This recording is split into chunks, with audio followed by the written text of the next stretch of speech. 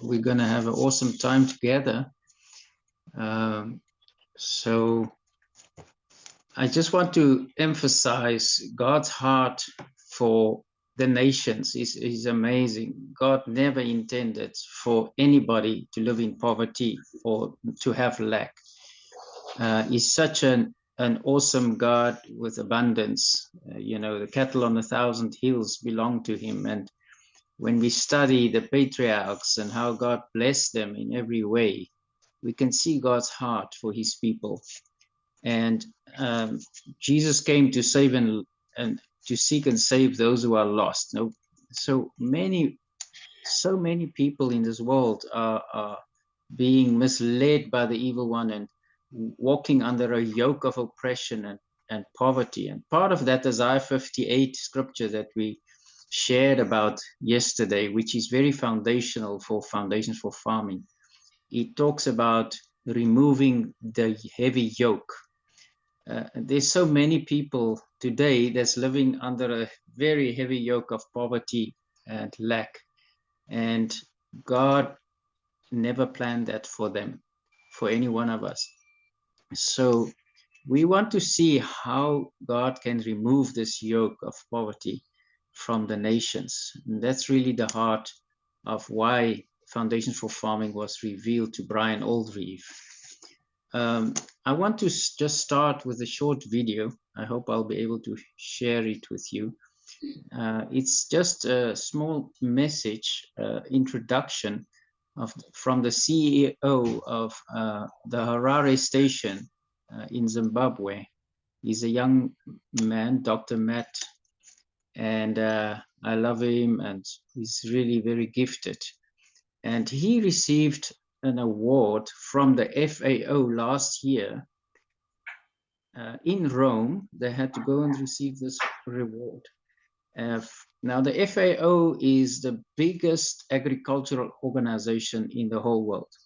So it's basically the World Bank agricultural organization, farmers agricultural organization, and they awarded Foundations for Farming with this wonderful award last year in Rome as the organization that has brought the greatest agricultural turnaround, because an entire nation was touched by the concept of Foundation for Farming, and that was Zimbabwe itself. And we're now seeing it spreading all over the region.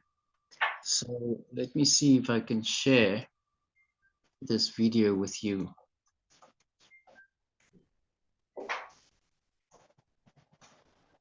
Oh, I'm not a host, so I'm sorry. Is it possible that you could make me a host? Yes, yeah, I'm giving the permission now. Yeah, you can share now. Okay, great. Let me see.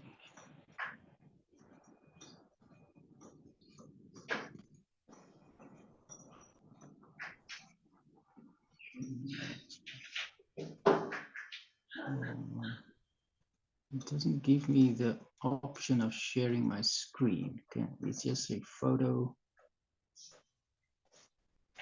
Let me try it.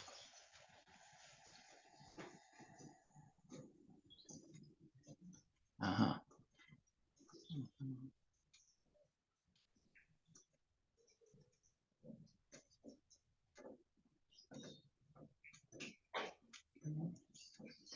No, I'm sorry. Maybe you could, anybody who is hosting here, because you could easily access this file.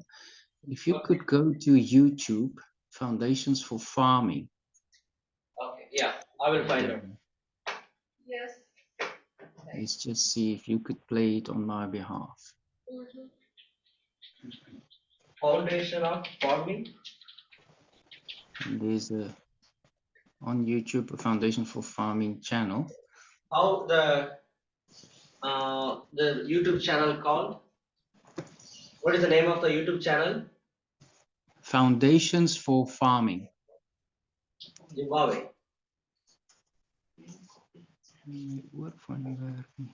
Maybe I can show you. You can tell me which one.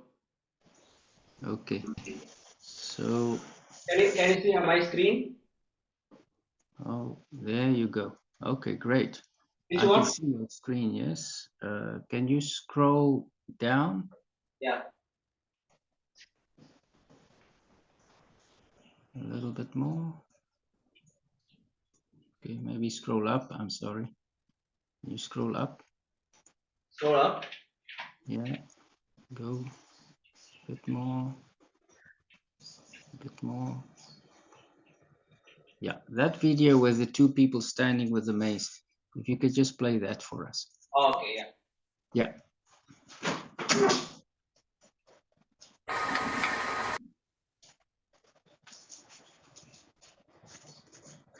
Swiss iron.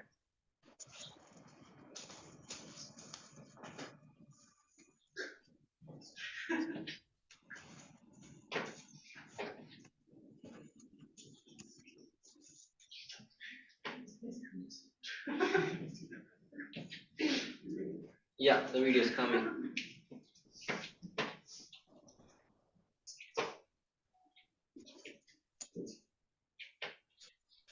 This is Dr. Matt Mbanga, and he's the CEO of Foundations for Farming Harare. Yeah, I'm sharing.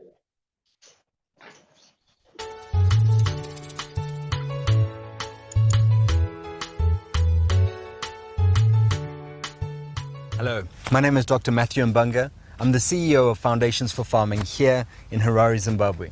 Foundations for Farming was established in 1982 when our founder, Brian Aldreeve, began to pioneer the simple, sustainable method of agriculture at commercial scale. Foundations for Farming unleashes human flourishing by training farmers to faithfully steward their families and finances through farming. They do this through the implementation of simple, manageable, applicable, long-lasting agronomical, business and lifestyle principles and practices on their small farms. These profit-making principles can equip every person in our global village to become successful and sustainable as they protect people, profit and planet. These principles are on time, at standard, without wastage and with joy. You see, on time, there is a season for everything. And to be successful, we must prepare and be ready to capitalize on every opportunity. At standard, high standards increase value, develop skills and productivity, and result in dignity and profitability. No business can survive unnecessary losses and inefficiency where inputs, time, resources, and profits are squandered. With joy, farming in Africa, where 70% of the population relies on small-scale farms for their livelihoods, has become a dead-end job. No one aspires to be a farmer. When we teach farmers to be efficient business owners, and they see the high standards in their fields and attain profitability by implementing the first three principles, joy comes into their hearts, and this dignity and sense of purpose becomes the work ethic that transforms impoverished subsistence farmers into proud, profitable, productive agropreneurs. 2017. I went to Foundations for Farming in June 2017 for the training, and my life got changed since then. 2019, there was a dry spell, but I managed to harvest 6 times 50 kg bags of maize. But some of my neighbors who plowed didn't harvest anything at all. I'm grateful that I have food on my table. I learned that I lose nothing by doing everything at a high standard in my fields, and by doing this, my heart is filled with joy. The greatest challenge to achieving this level of sustainability and success is the application of mulch. Mulch in rural communities is typically burnt or fed to livestock in the off-season, preventing the farmer from truly being able to apply the principles of this farming technology into their fields.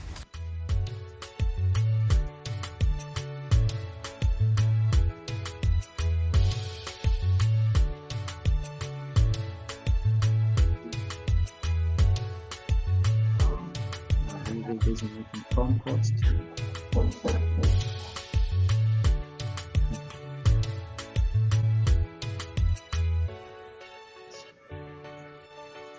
You can be part of the solution to the hunger and poverty pandemic in Africa by helping us solve this challenge. Thank you, and I wish you the very best as you leap into 2022 and all that this year has for you. The family that farms together grows together. Join us as we transform the hearts of Africa to transform the face of Africa.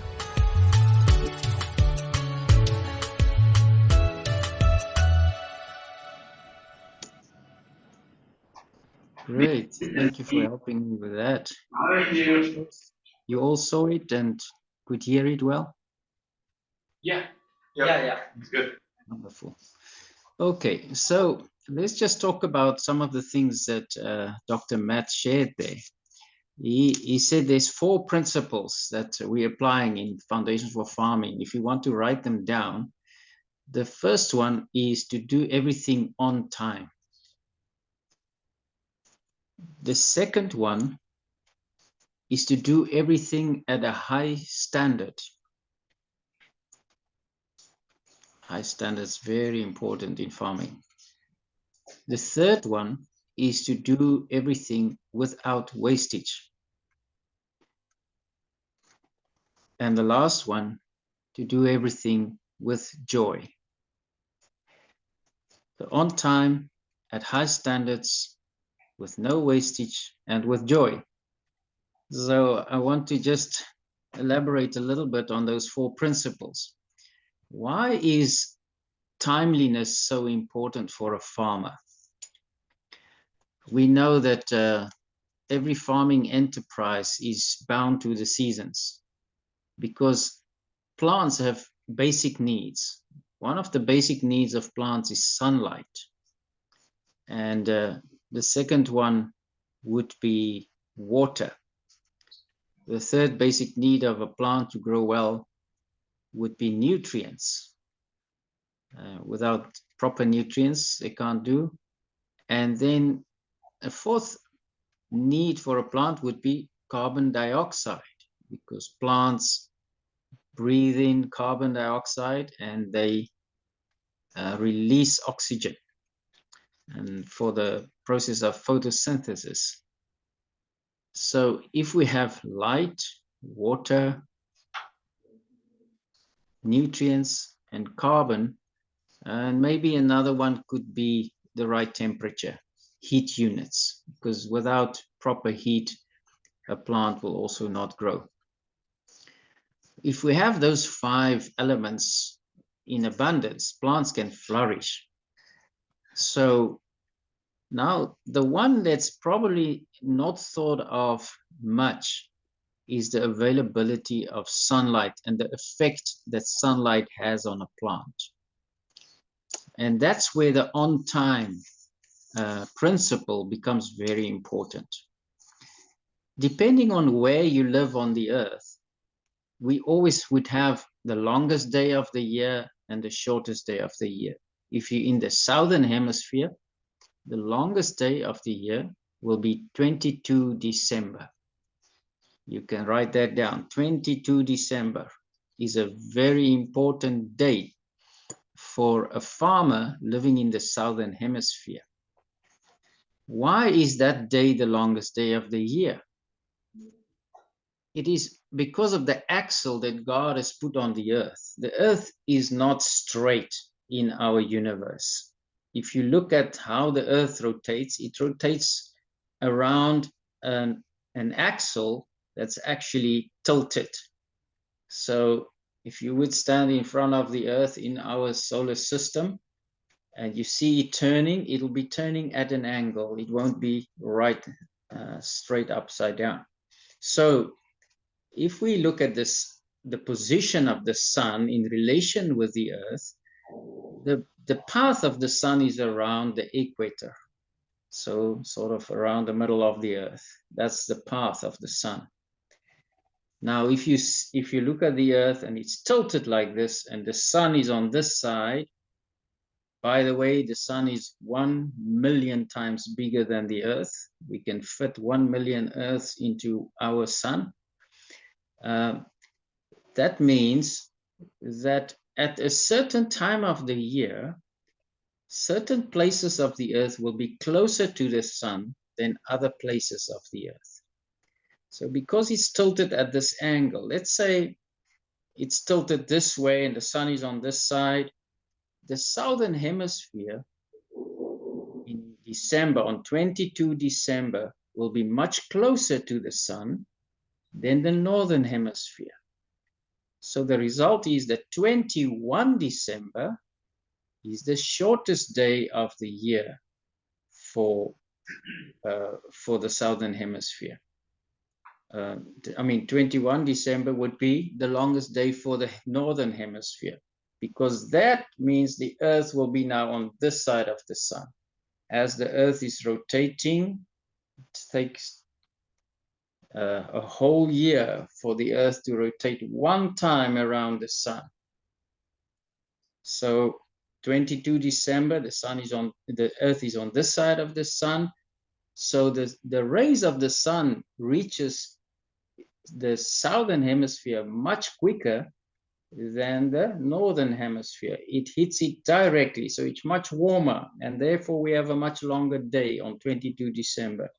But as the Earth rotates around the sun, look, the opposite happens.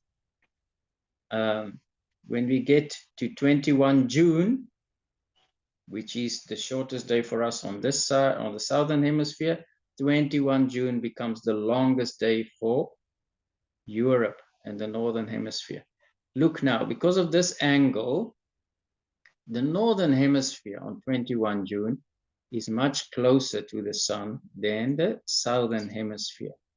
And that's why we have the seasons. As the Earth is rotating around the sun, we see the seasons changing all the time. Now, that's an explanation of why 22 December in Africa, Southern Africa, would be the longest day of the year. Why is that important to me as a farmer? Because every leaf of the plant that I'm growing is basically a solar panel. So if I grow maize, which is the staple of most of Southern Africa countries, I would like to have, by that day, enough solar panels on my plant that it can assimilate all this energy, this amazing energy for photosynthesis, so that it can produce a very big plant and big cobs, and I can have a very high yield. Now, if I would take two farmers, let's say the one plants his maize on 25 November. By the time it reaches 25 November, we carry on. The axle of the Earth is turning a little bit. When we reach 22 December, which is just about a month later, the plant would already develop 5 leaves. So I have 5 solar panels assimilating this wonderful energy from the sun. And that will give me optimum yield at the end of the season. When I harvest in April, I will get a lot of maize from that plant, because if I count the total light units that plant was able to receive in its lifespan, it would be optimal. Now let's say I have a neighbor. He's planting his maize on, let's say, 10th of December, the 10th of December. By the time we reach the longest day of the year, 22 December, his plant will only have 2 leaves, where mine already have 5. So by the time he harvests his maize, the light has decreased. The light units has been decreasing most of the lifespan of this plant, where mine was already well established when the light units started decreasing. From 22 December, the light units become shorter and shorter and shorter every day, up to 21 June. This has got such a huge effect on the plants that you can lose 120 kilograms of maize for every day you plant late. Every day you plant late, 120 kilograms from 1 hectare you can lose. That's for us a lot of maize. It's like 2.5 bags of maize I've lost just because I planted one day later than my neighbor. Can you believe that? That is exactly the impact of the sun on our plants. It directly influences the yield of your crop. Now, commercial farmers who are so focused and business minded that they want to have optimum yield, they are very aware of all these principles. So what we're saying in the Southern Hemisphere, Southern Africa, the whole region, our date, that's from with 25 November would be an ideal date for us to plant. Of course, when you go closer to the equator, the rainy seasons change a lot. So if you go into Uganda and Rwanda and Burundi and those places, they have sometimes 2 rainy seasons in a year. So that will be a bit different for them. But I'm talking of Southern Africa, where we live in Malawi and further south. 25 November will be an optimum date for us to plant. And the reason is because we want to optimize on the sunlight that's available through that season. I hope this makes sense to you and that I'm not too complicating things a lot. So the timeliness for a farmer is so crucial that it directly affects the yield in the end of the day. We know that King Solomon said the same thing in Ecclesiastes 3 verse 18. He said, there's a time for everything. And then he mentions a whole lot of things that there's a time for. And one of the things that he mentioned is there's a time to plant and there's a time to harvest. So if we miss the right time to plant, we're missing the opportunity to get the optimum yield. Farming is not something we can just do haphazardly. It's truly a science and it's an art. And that's making it such an exciting prospect for me. When I had absolutely no farming background, I never studied it at school, or we had a little bit of vegetable gardens and so on. But when I started actually to farm because of a need in Malawi that we had to meet with the orphans we were taking care of, I had to study it, I had to practice it, and I had to see what optimum yields we could get from the piece of land we had. And Foundations for Farming taught us these 4 principles. And I'm so thankful in my heart that they came and taught us, because these principles helped us to get optimum yields over the years. The highest yield we've ever got on our own farm in Malawi was 13.9 tons per hectare, which is about 280 bags from 1 hectare, 280 50-kilogram bags. That's a lot of maize from a small portion of land. And the reason we were able to attain these yields is because we adhered to these 4 principles. So let's go on to the second principle, to do things at high standards. High standards are so crucial for a farmer. And let me just explain it in this way. Every plant that you plant or crop that you grow has a recommended plant population. For instance, if you grow carrots, you can grow them very close to each other because it's a root crop. It doesn't make a lot of leaves, so it doesn't need a lot of space. Without competing, you can plant carrots this far apart. And they will thrive and they will do well. Now, if a farmer say, okay, I want to plant carrots, I've got a piece of land and I see there's a need in the market for carrots, nobody else is growing them, will it make sense if he, with the available land he has, just plant them at this spacing while he knows the carrots can actually be planted at this spacing. You know, just by changing the spacing and the plant population on your available land, it directly impacts your yield. And I think that's very easy to understand. Now, the problem we have with most subsistence farmers is they don't adhere to measurements at all. They don't even know there is something like plant populations. If I would ask a Malawian farmer, what spacing do you plant your maize? They can't answer me. I said, how far apart do you actually plant your plants?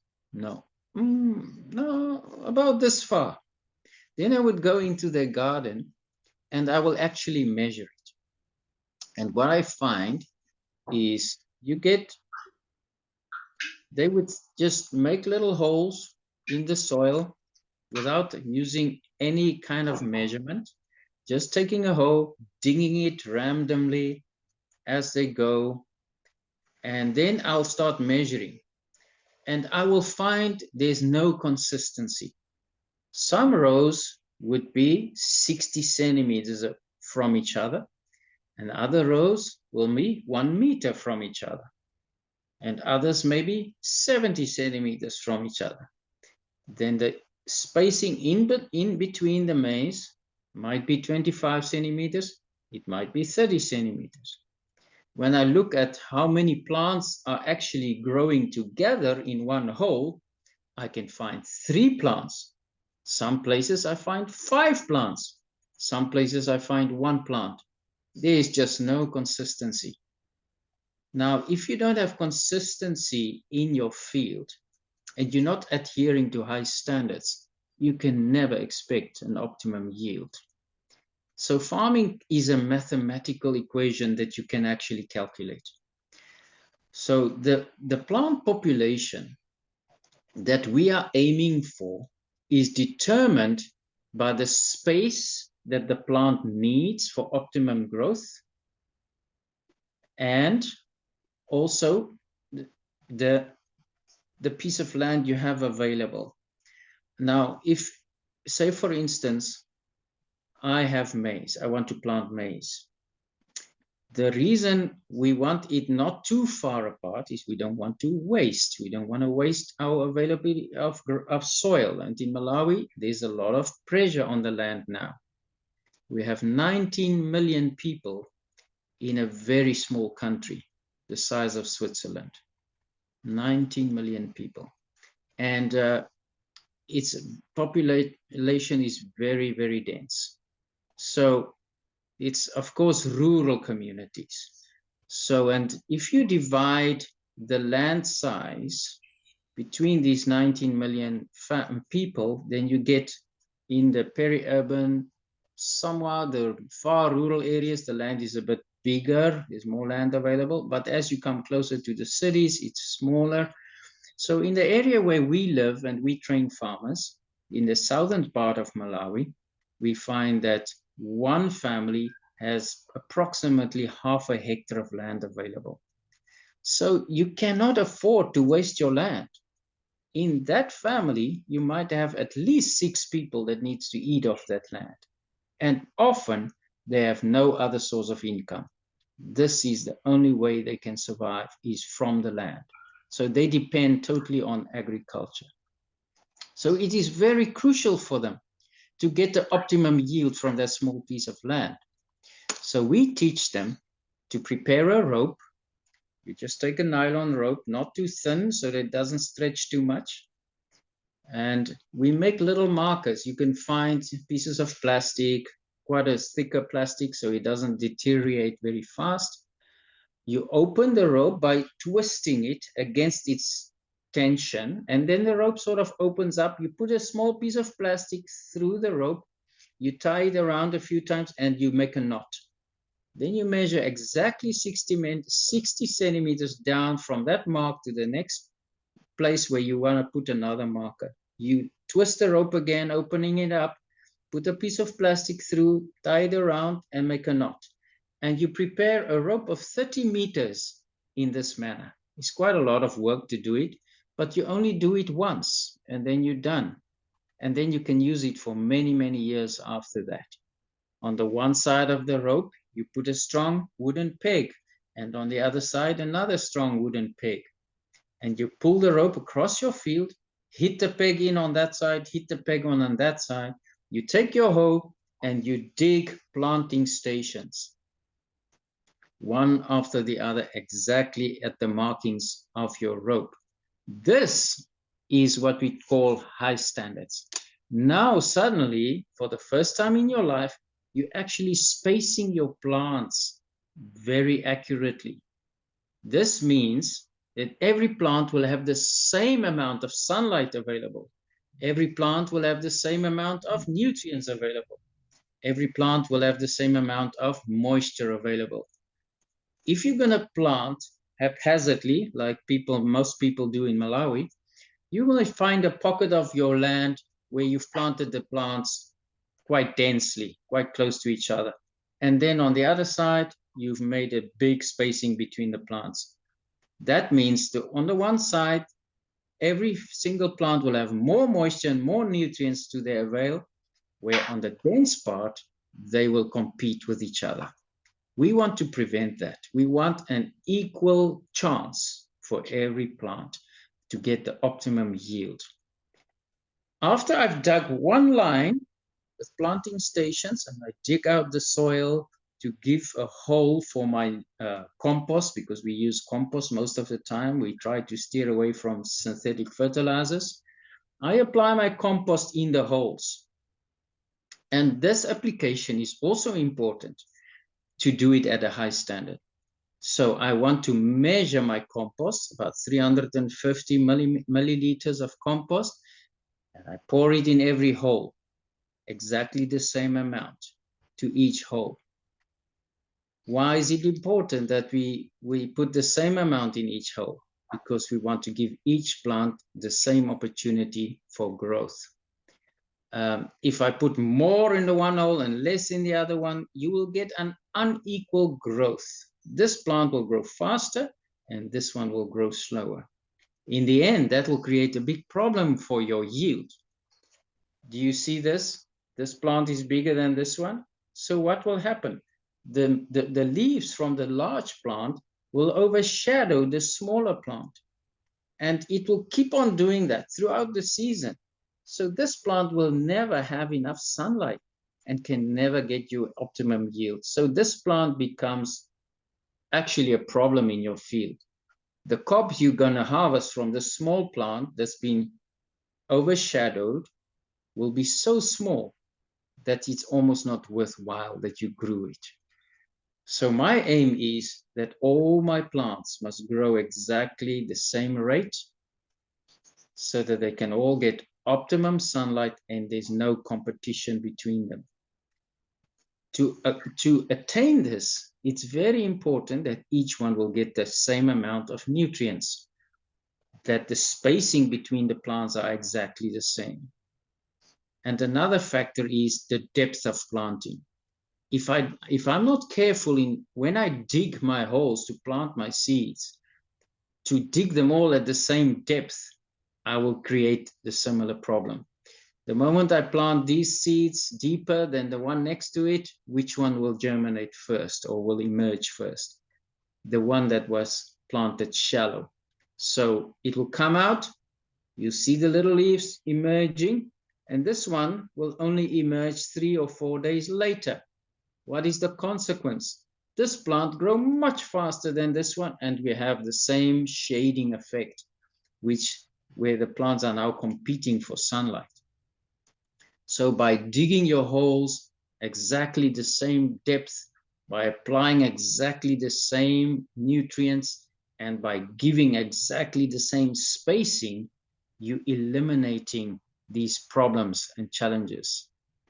So I hope you're starting to understand that farming is not just something you do haphazardly if you want to have optimum yields. You must adhere to standards and you must do it with a business mindedness. Now, the third concept that we want to look at is without wastage. Why is it important that we don't waste in our farming? Let's realize that all the resources that the Lord has given to us is given to us for free. The difference between two farmers will be the way they steward those resources. Now, in Malawi, it's common practice to burn everything. Actually, the word Malawi means flames, and it was derived from either the reflection of the sun over the lake, because we have a very beautiful lake, Lake Malawi. When the sun rose, it made this beautiful red colors and reflecting off the water. Some people say that the name came from there. But what I've witnessed in Malawi, I don't know if it is prophetic in the name, that every year the whole country is in flames, which is very sad. People burn everything. They love to burn the leaves that they sweep every morning around their homes. They burn it. When they grow their crops in the dry season, they don't go back to the field for several months. There's no rain, and they allow the weeds to grow, and the stover of the previous crop is still there on the land. And then when they start preparing for the next season, they just come in with a match, wait for the right wind, and they burn it all. And it all goes up into flames. Malawi, flames. And this is a very bad practice, because whatever comes out of the soil must go back into the soil. You might harvest the fruits or the seeds that you're growing, but if you're going to burn the stover, all the plant rest and the material that was growing out of the soil, and you destroy it by fire, what are you actually doing? You're becoming a net extractor. You're not giving anything back to the soil. It took so much nutrients for that plant to grow so big, and then you remove it. So every year, what will happen?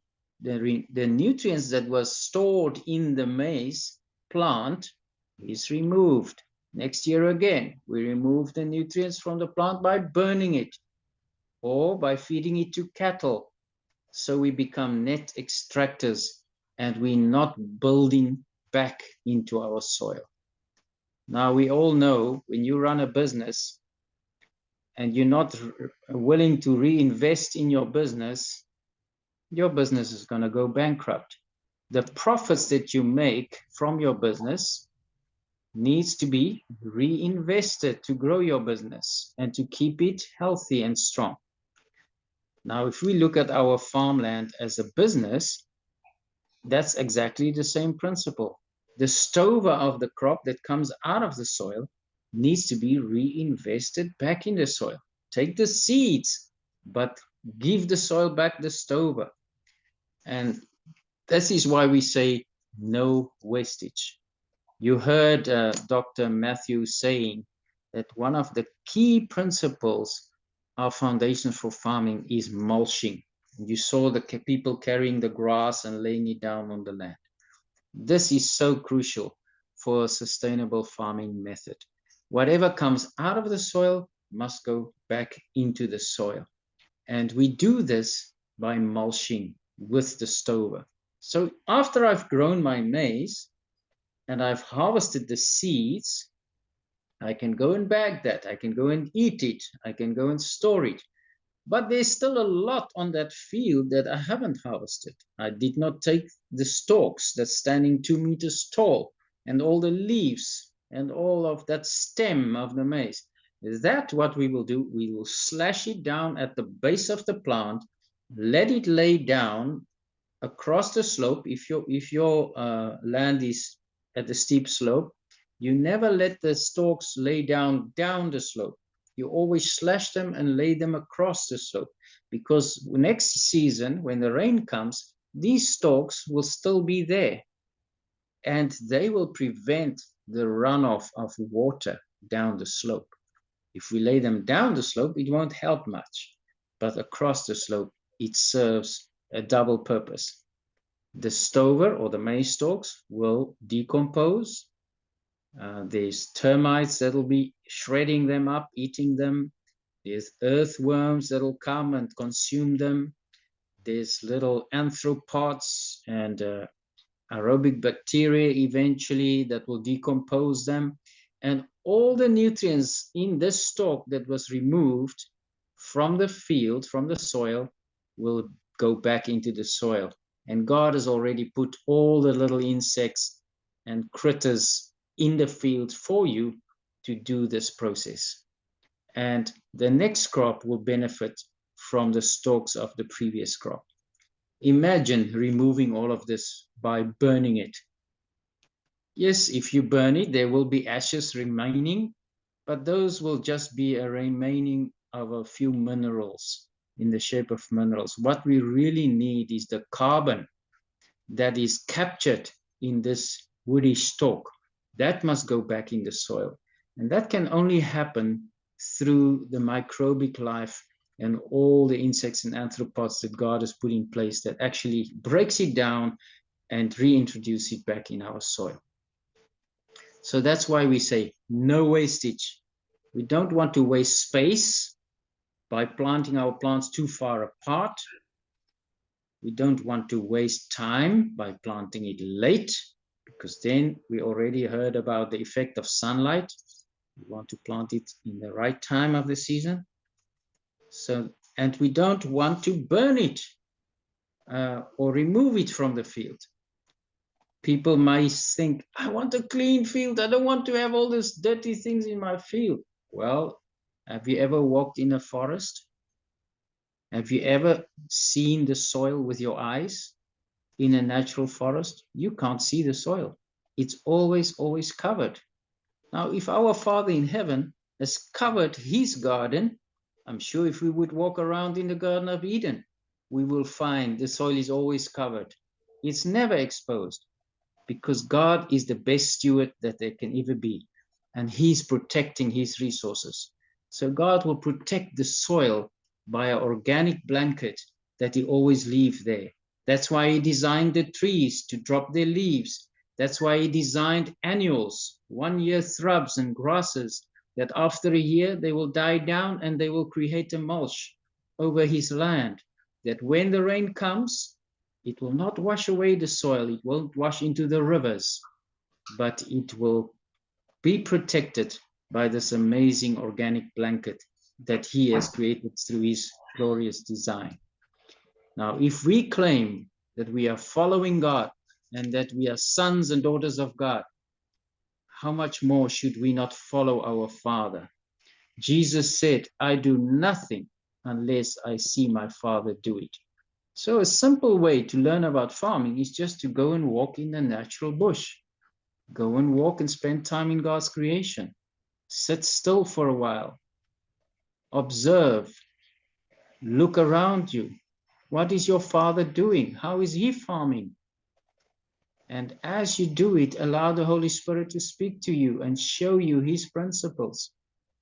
Unfortunately, we've been bombarded by our agricultural colleges and universities in the secular world that the way we should farm is to plow, is to clean your fields, is to turn the soil around.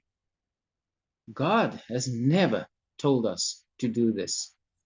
If you read about plowing in the Bible, in the Old Testament, it talks about tilling. Now, tilling is very different than plowing. A tiller is an implement with sharp teeth, and it basically just makes little furrows in the soil for the seed to go in. But the tilling that God speaks of in the word is not a deep plow that pulls the bottom of the soil and turn it around and throw it on the top. That is not tilling. This is deep plowing, and that is not scriptural.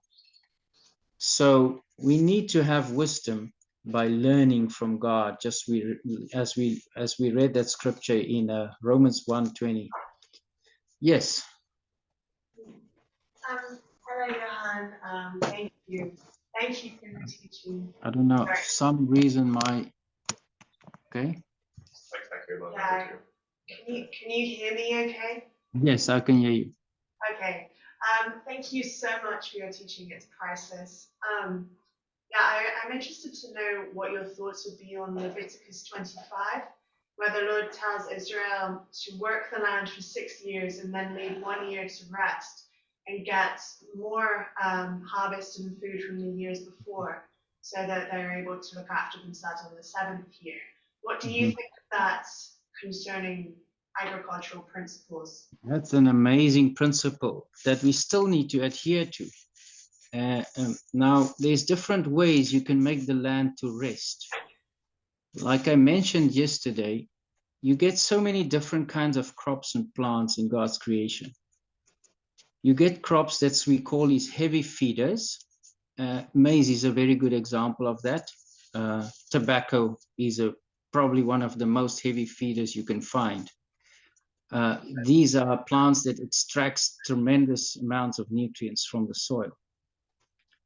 In the time of the Bible, they grew barley and they grew wheat. These are also plants that extract nutrients from the soil, but not as much as the maize do today. So even with those crops, God told the nation of Israel to let the land rest for a whole year. And in that time, there was a lot of other seeds that fell off the crop as they were harvesting, because it was impossible. They did it by hand with a sickle to harvest the wheat without spilling some seeds. So there would be some wheat that would regerminate without them planting anything in that season. But there will also be a lot of weeds growing among the wheat that just sprouted. And in that time, the whole year, when they didn't grow anything, it actually gave the soil a chance to regenerate itself. There's so much microbic life in the soil that if you would take 1 teaspoon of soil and put it under a microscope and try to count the living organisms that you find in 1 teaspoon, it will literally be more than millions in 1 teaspoon of living organisms in that little piece of soil. And those organisms, by the time you let the land to rest, they will go to work. And they love roots. So the plants that grow in that resting time will shoot their roots down the weeds and the wheat that sprouted and so forth. And the microbes will just love. On the roots, sugars are exuded, aeration is happening. If it's an annual plant, it will shoot its roots down and the roots will die intact. And where the roots die, it's all organic matter. The microbes will attack that and start eating it, feasting on it. And whatever goes in the front comes in the back. And that would be fertilizer. It will be nutrients made available for the plant.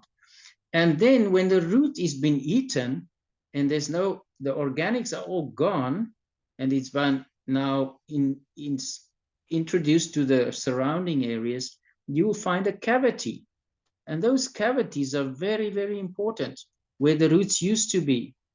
So God is actually aerating the soil in his natural system. Now, there's also fungi growing in that time.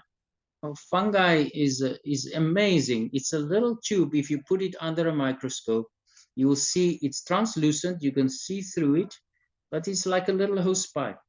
And they can grow for kilometers long if we don't disturb them. And what they're doing in that little hose pipe or fungal strand, they can transport nutrients and they can transport moisture.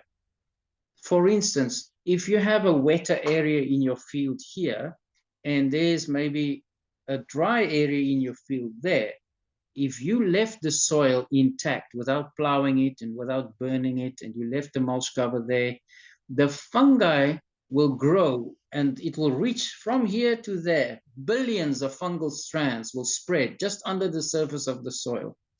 And just by capillary action, automatically the moisture from this end will be transported through the fungal strands to the dry part of your field.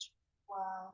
God designed it in that way. And in the moisture, in the water, there will be nutrients that dissolve too. So God's got a system that he actually transport nutrients, he transport moisture all over your field. So now we, in our wisdom, comes and we say, this soil is so hard. No, we need to make it soft. Let's plow it. But what we don't realize, the soil might feel hard. The surface might look hard, especially in Africa where we have the sun baking on the soil so much. But actually, if you dig up a piece of that soil, you will find it's like a sponge.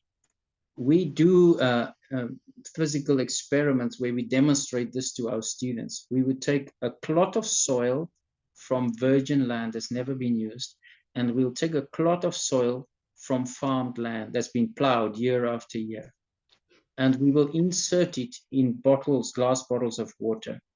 The soil that's not been used, you will see bubbles coming out of it for the entire time of the experiment. You just it just bubbles coming out all the time. And this soil will stay intact. It will not collapse. The soil is from the plowed land. The moment you put it in the water, it starts collapsing. It just falls apart. And there's almost no air escaping from it.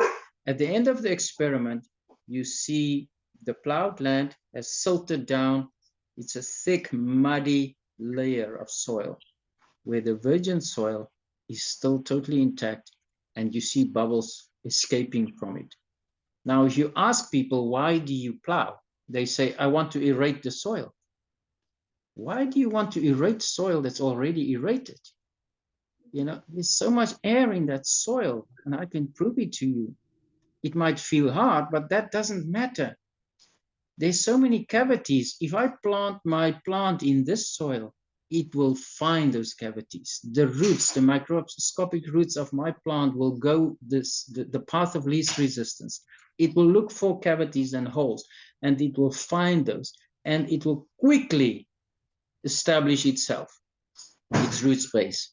Where the soil has been plowed, the moment the first rains come, because the soil particles are now totally loose and individual, because we've plowed them and we've made them soft and loose. We think this is a great way of doing it. What happens now is the first rain come, and these particles are pressed together so that there's no air in between them anymore, and the roots are even struggling to penetrate between them. Why? The virgin soil is not compacted because there's woody material, roots that's died down. The earthworms have gone up and down, and they've created cavities. The earthworms are giving off a slimy substance that actually is plastering those little holes and making them quite strong. They become pillars in the soil that holds the topsoil up so that it can resist all this pressure of heavy rain and even people walking over it. And the aeration is still happening. Where the plowed soil is all loosened up, the particles are individually existing now, and it's just being compacted with every piece of weight that comes upon it. And there's no air in it. There's very little infiltration. People think there's going to be better water infiltration if you plow the soil. The opposite is true. You are compacting your soil the moment you start plowing it. Another problem with the plow is the top 15 to 20 centimeters. This is what we call topsoil. This is where you find most of your organic matter in nature. Because of the leaves that's been falling and the grasses that have been dying, it's been introduced in the first 15 centimeters of your soil. In this part of your soil layer, you find aerobic bacteria. The reason it's called aerobic bacteria is because it uses air. It breathes oxygen. Underneath this layer, you get the subsoil. And in that portion of the soil, you get anaerobic bacteria. These guys can actually function without oxygen. God designed them in that way. The work of the aerobic bacteria is primarily to break down organic matter, because there's always organic matter falling on the surface. The role of the anaerobic bacteria is to dissolve minerals that they find in stones. They can even extract minerals from stones and hard objects, and they don't need oxygen. So now we come in our human wisdom and we say, no, this soil is so hard, we need to plow it. We come with a huge plow, and the commercial farmers in the world think the deeper they plow, the better they are.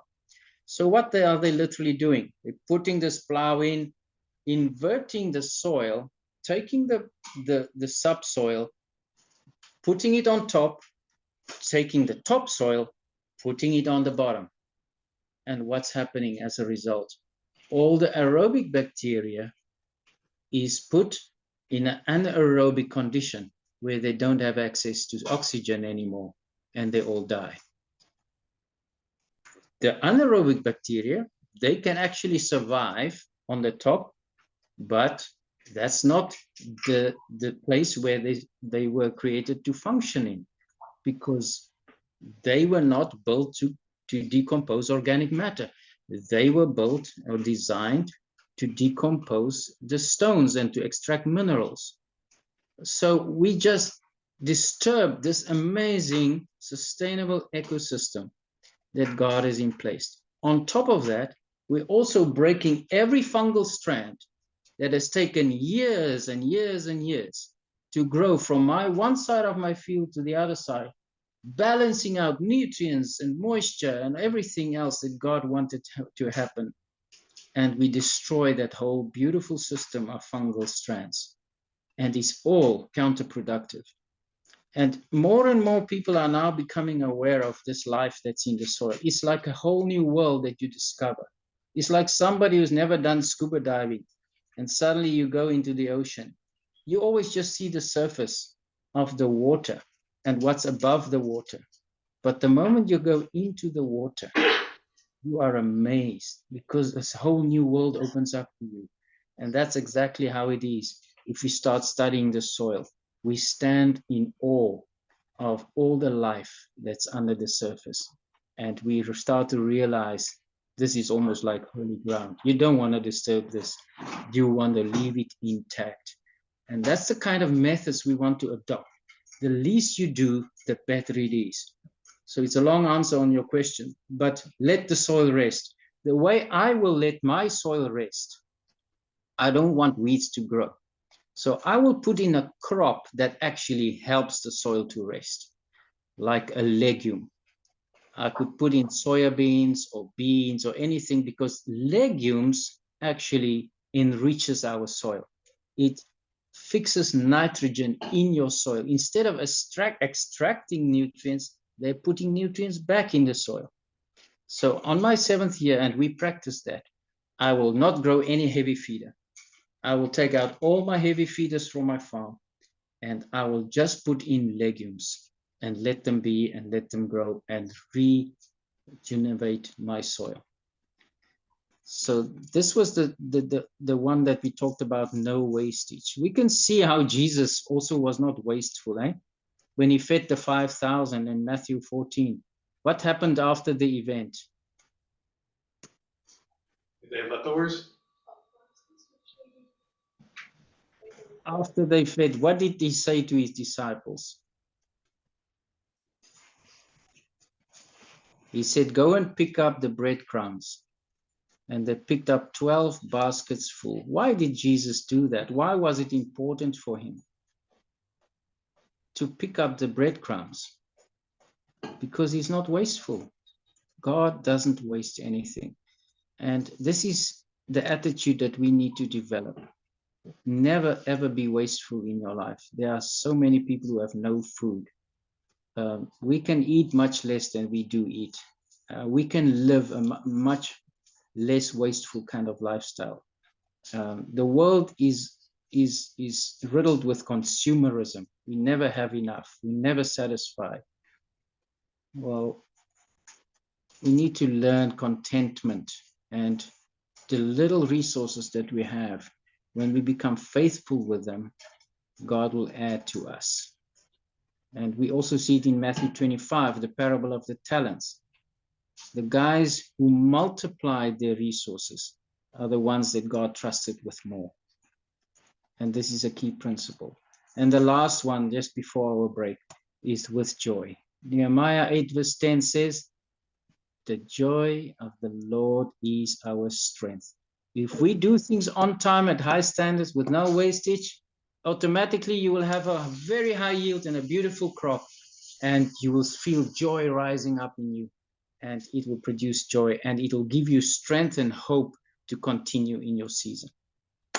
Thank you very much.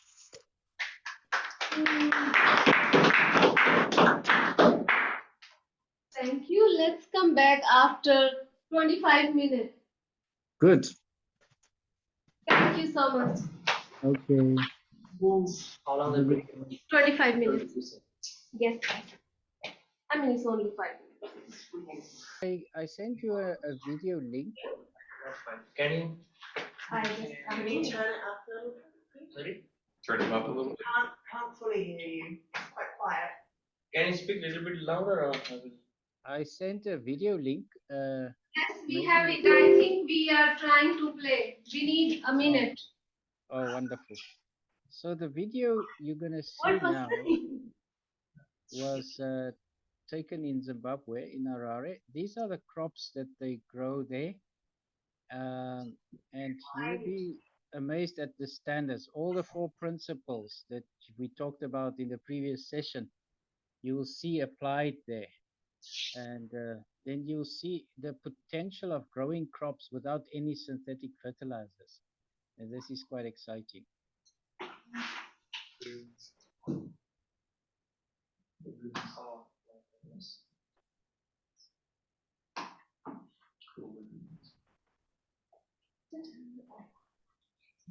Is there maybe any comments or questions from anybody while we're waiting?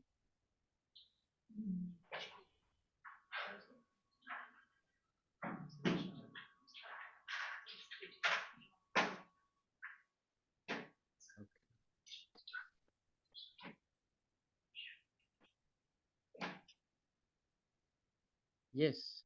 If no one else will. Yeah. Do you believe that there is such thing as infertile land and fertile land, like as a basis, or Yes. is it something to just be fixed? How do you see that? Yeah. Of course, fertility depends mostly on organic matter. So if you have plenty of organic matter in your soil, it will automatically become fertile. So you can change infertile land into fertile land. You can build up the soil. But if there's a system of farming, like most of the conventional systems, that has, been years after years deep plowing and destroying the life that God has placed in the soil, if you leave that, if you don't put synthetic fertilizers in that soil, it will not give you a yield, because the soil is basically the substrate that the plant is growing in. Now, if you destroy the substrate, that it can't regenerate itself, you need to get external inputs in order to grow your plants. And it works quite well. That's why the conventional farming methods are producing, because there's tremendous amounts of synthetic fertilizers being put in the soil, and the plants respond to that. But the soil is dead. The moment these farmers will stop applying those inputs, they will get no yield. It will be a total crop loss. And that's especially what's happening now in the Ukraine, with fertilizer prices escalating like it is now. It becomes totally unsustainable to farm in that way. So more and more in the world, you see a trend moving towards conservation agriculture, what we are busy talking about now, where people realize we cannot keep on with this conventional farming methods. We'll have to switch to something that's more sustainable. So my aim is to actually grow crops without any external inputs, because that's what God is doing in his design. The crops itself is basically fertilizing itself. And there are so many ways that we can do that. But we basically just talking today about the first steps towards that goal. And the first steps would be stop plowing, mulch your land, stop burning.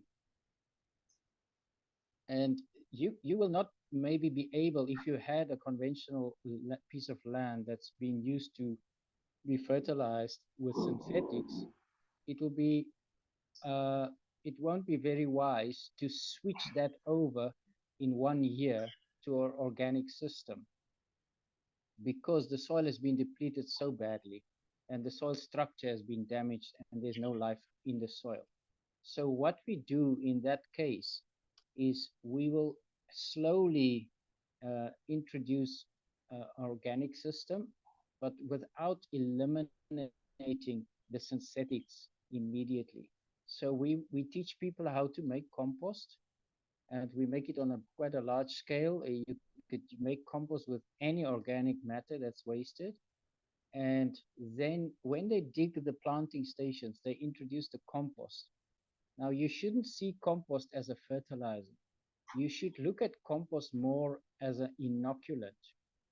So it's more a substrate that is totally loaded with the life of microbic, fungi, all the mites and anthropods and bacteria that we want to have in our soil. So if I put a deposit of compost in that planting station, I'm actually introducing life back into my field. So if I do this every 60 centimeters in the case of planting maize, I'm not just giving nutrients to my maize. I'm doing much more than that. I am placing life back in the field. And from that place where I've put that compost in, life will start growing and multiplying into the soil. Now, if you keep on doing this year after year after year, you are restoring your soil. Okay, Johan, I think we are ready for the video. Would you like us that we play now? Yeah, you can Thank go you. for it. Good.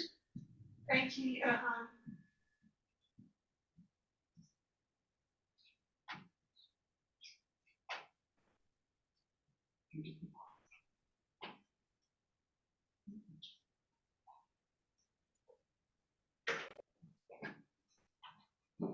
When you look at the crops behind me here, you probably think, wow, what an amazing crop. And if you're a farmer, you'll probably think, wow, they must have used a lot of fertilizer on these plots. And they must have irrigated it. Well, I have a surprise for you here today. I'm gonna take out one of these signs.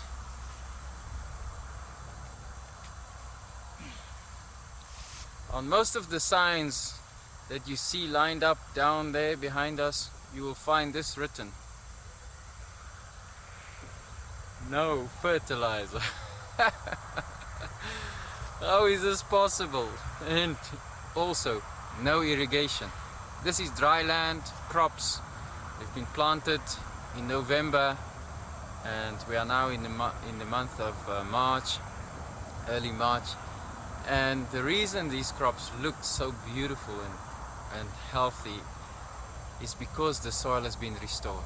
The soil has come to a place where God wanted it to be. Not being tilled at all. Small inversions just to allow the seed to take root. No burning of the stover. No turning of the soil. Leaving an organic matter, a blanket on top of the soil structure, just like we see in the forest. There's no argument against this. The Lord says in Romans 1 verse 20, through the things God created, we can see His holy attributes. He's revealed Himself, His godly character. God has shown us in nature that we don't need to plow, we don't need to burn, we don't need to turn the soil. if we leave it in its natural form and allow the stover of the previous crops to be on the land and start off with applying organic matter, the soil structure will be rejuvenated with the life of the bacteria that He's created on all the beautiful earthworms and living organisms that He's placed there to sustain the soil and to feed the plants. The miracle of a seed that germinates, that could be latent and dormant for 100 years, and it's got all these receptacles waiting for the right circumstances, and when it senses there's enough heat and moisture, it will germinate and it will grow into this awesome, beautiful plant. These plants, I feel like they have personalities. It feels to me like they are my friends, because each one of them looks so happy here. There's no chemicals in the soil anymore. It's been 4 years now that no chemicals have been applied, and only organic matter, and most of the plots here now doesn't need any fertilizer at all because of this beauty of the soil. And these plants, when they die off, these plants utilize so much energy from the sun, from the rain, the soil, the heat, the light units. It's an amazing creation. And when this plant dies off, it sheds back into its roots base and back into the soil 60% of the energy that it has been producing. Only 40% of the energy goes actually in the growth of the plant and the production of its seed. But 60% of its energy is being pushed back into the soil for the feeding of the next crop. Isn't that an example of that through giving that we receive? What you see here is a well-watered garden, 6 by 6 meter plot that's been planted at a very high standard as a window, as a shining light for people to receive hope, to see that this is possible. And these little gardens are being planted in communities now all over the continent, as people are learning how to become good stewards of God's soil.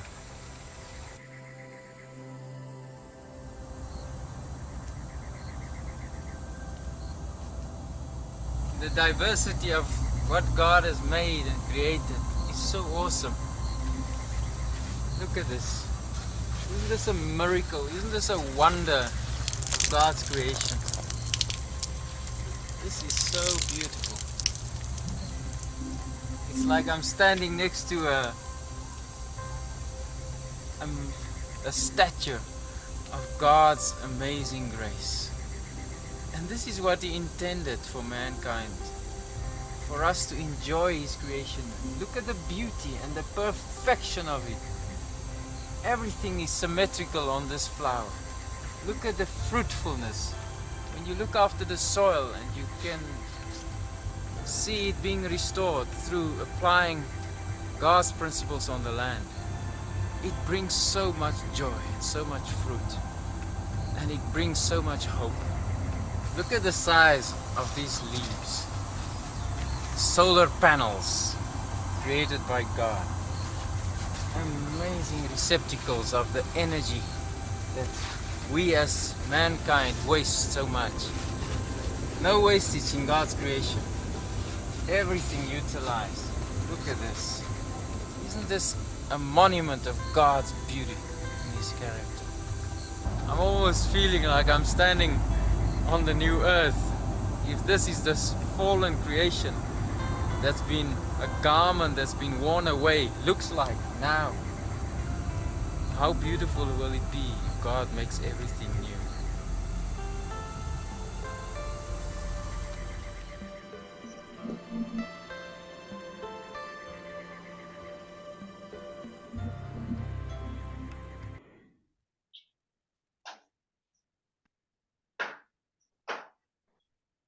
Thank you.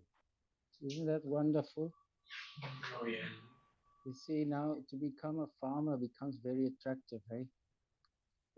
There's so many people that I interacted with that's never farmed in their lives, and they actually tell me, I'm not interested in farming. But after they receive training and after they've been exposed to the beautiful crops that we are able to grow, they actually can't wait to put a few seeds in the soil just behind your house, in a small garden, just to plant some seeds and start to interact with God's creation is so rewarding. And you see immediate results. Uh, what I'm amazed about is the riches of Africa. Most people that we train have very little hope.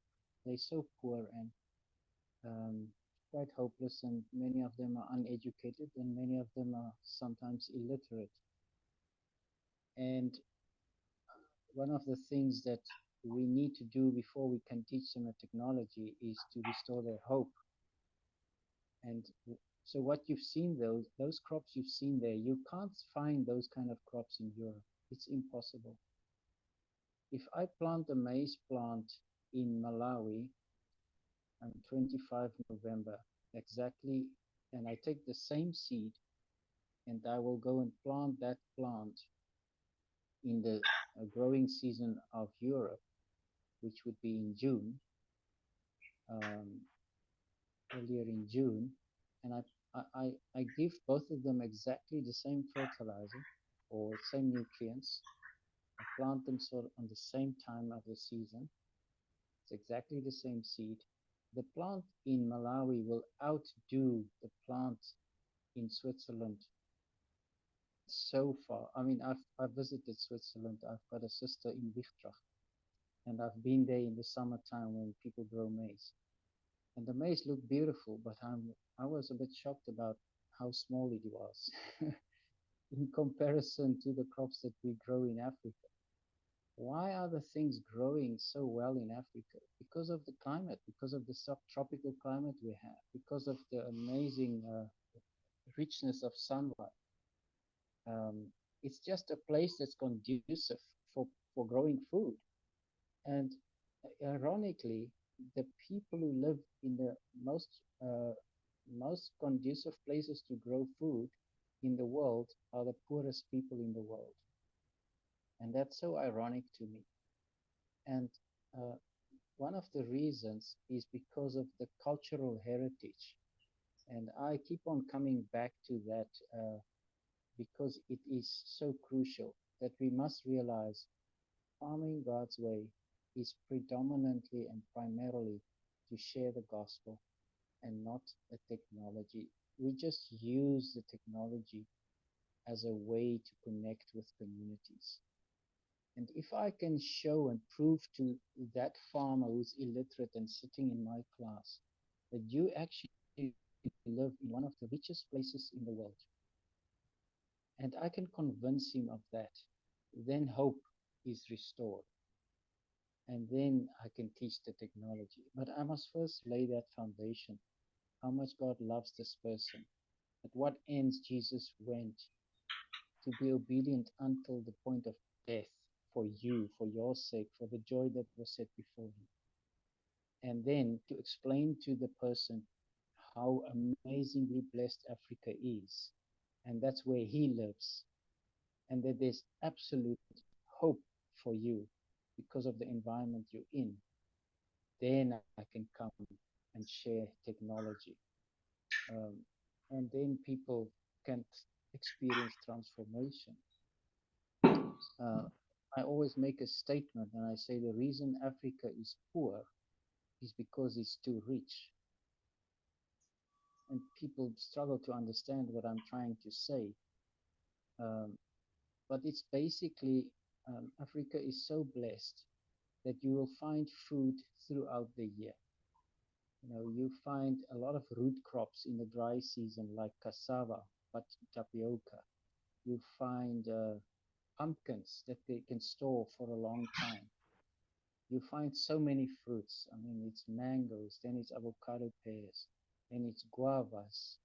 And then in the wintertime in June, July, you find the citrus fruits, the oranges and the lemons and the tangerines.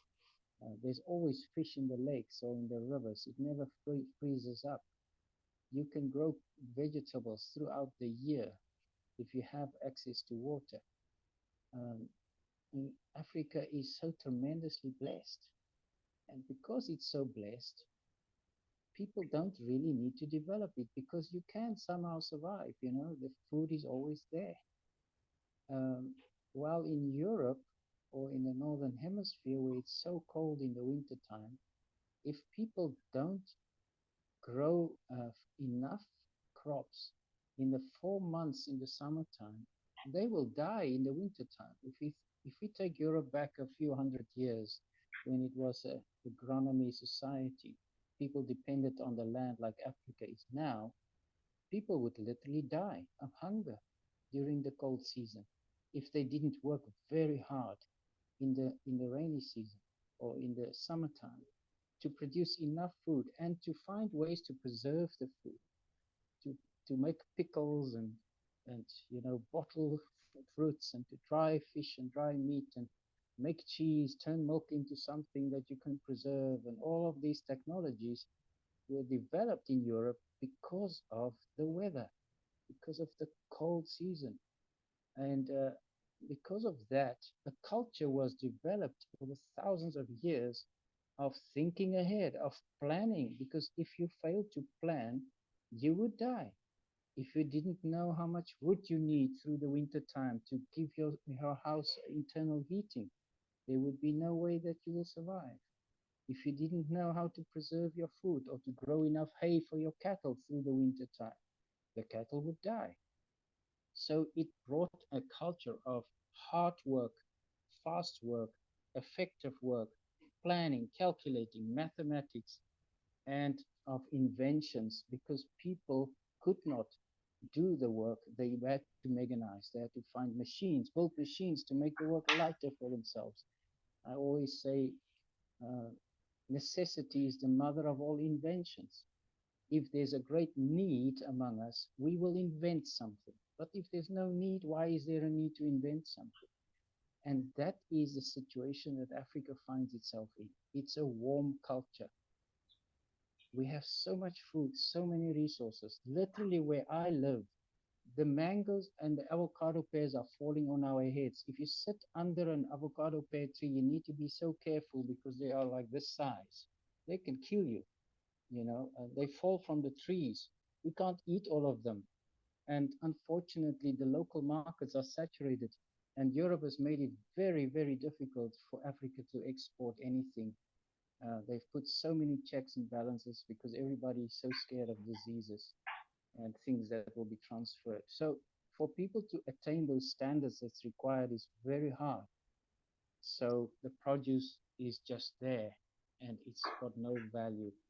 We actually make compost with mangoes. I mean, can you believe it? Because there's just too much and you just don't find a market for it. You could dry it and so on, but for local people to have those technologies is just too difficult.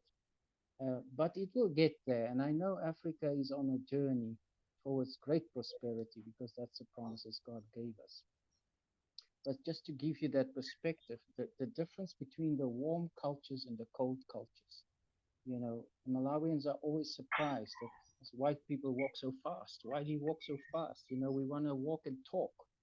Well, they want to sit down and greet and do all the rituals first and go on their knees and greet everybody. And then they go in the back of the hut and start making food. And you must first eat. And we just want to, sorry, I have so much on my list. I need to do all these things. And that culture developed in the cold areas of the world, and the warm culture is relational, it's community, it's we've got all the time in the world, tomorrow is another day, because we can survive that way. And there's not, the one is not wrong and the other one is not right, but we can learn from each other. And I believe because of the population growth in Africa, we are now being forced to become more efficient and to become more productive, and it will happen naturally. But I believe the Church of God must be on the forefront of development. So the crops you've just seen in that video gives me hope. because it was grown without any synthetic fertilizers. I don't need fertilizer from the Ukraine. I can grow that kind of crop without any fertilizer because I've learned how God is working and the systems that He is put in place. I hope you're starting to see the bigger picture and the potential of farming God's way throughout the world. It's not the technology for a few individuals. This is a movement of the Church of God and all His children that needs to be engaged in, that could actually plant things in their backyard. You can grow your own food. To farm is not complicated. If you want to know more about all of this, go on the website of Foundations for Farming. Go on the YouTube channel. There's plenty of videos to watch of Foundations for Farming, and you can learn a lot. I haven't given you much detail of plant, spacings and different rotations, and there are so many principles that we could not share with you yet. But if you're really interested and you pursue things, you can become one of the best farmers in the world, even though you've never gone to college. It is possible. What we found is people who studied agriculture are the hardest students because they have so much unlearning to do. They have so many mind blocks and so many hurdles to break down before they can accept the simplicity of God's way of farming. Plowing and chemicals and chemical fertilizers is all the things that they learn in school. And we're proving that God's ways are very simple, just like the gospel. It is so simple. So just to come back to something more technical, Foundations for Farming has formulated a method of how to roll out the technology. And I want to share a little bit about this very simple method. We call it Fumfutsa, and it is basically a Shona word. Shona is the language that they speak in Zimbabwe, which means the budding of the trees. There's a time in August before the rain comes, September, August, you see automatically the tree starts making new leaves. No rain has fallen, but somehow the trees know the season is coming and they're getting ready. And they probably can read the length of the days. And when they see the days are becoming longer, they start to get ready because they know soon the rain will fall. And so we call it Fumfudza. Now this plot is not very big. It's 1/16 of a hectare, 0.16 hectares. Why such a specific size? Because in this plot, there is it's 39 meters long by 16 meters wide. 39 meters by 16 meters. Why such an awkward size? Because at the spacing that we plant our crops, if you measure 39 meters, it means you will have 52 lines of maize. 52 lines of maize growing next to each other, and each line is 16 meters long. Now, I don't know if 52 rings any bell with you, but there are 52 weeks in the year. So my aim is to help a family to grow one line of maize for every week of the year. And then the aim would be that from that 16 meters, I can harvest 15 kilograms of shelled corn. That is about a bucket full. After you remove the pips from the cobs, you could fill a bucket the size of shelled maize. If you take that bucket to a maize mill and you grind it up, you will get enough maize flour to feed your family for that week. So it's a very simple concept. All we expect of a farmer after we've trained them is to go and plant a plot. Maybe I'll draw it here. Very simple, 39 meters by 16 meters. Okay, I'll hold it up like that. So there's 39 meters by 60 meters.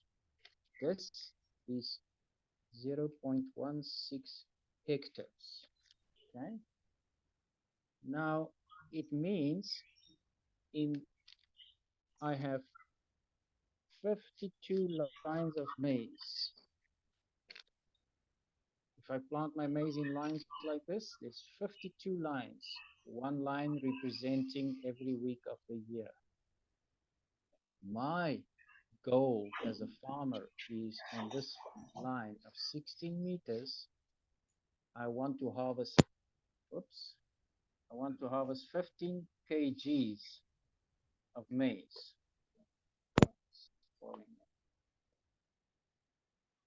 Okay, 15 kilogram of maize. That's my aim. If I can harvest 15 kilogram of maize from one line, I can fill a bucket with shelled maize, which should be able to feed a family of 6 for 1 week. Now everything becomes very measurable and interesting. It's a tiny plot. Like I already said, in Malawi, most families have half a hectare of land. So that means if you have half a hectare of land, you can actually put 8 of these plots on half a hectare. And from one, if you're very diligent and you apply all the principles of doing things on time, at high standards, with no wastage and with joy, you will be able to feed your family only from one of these.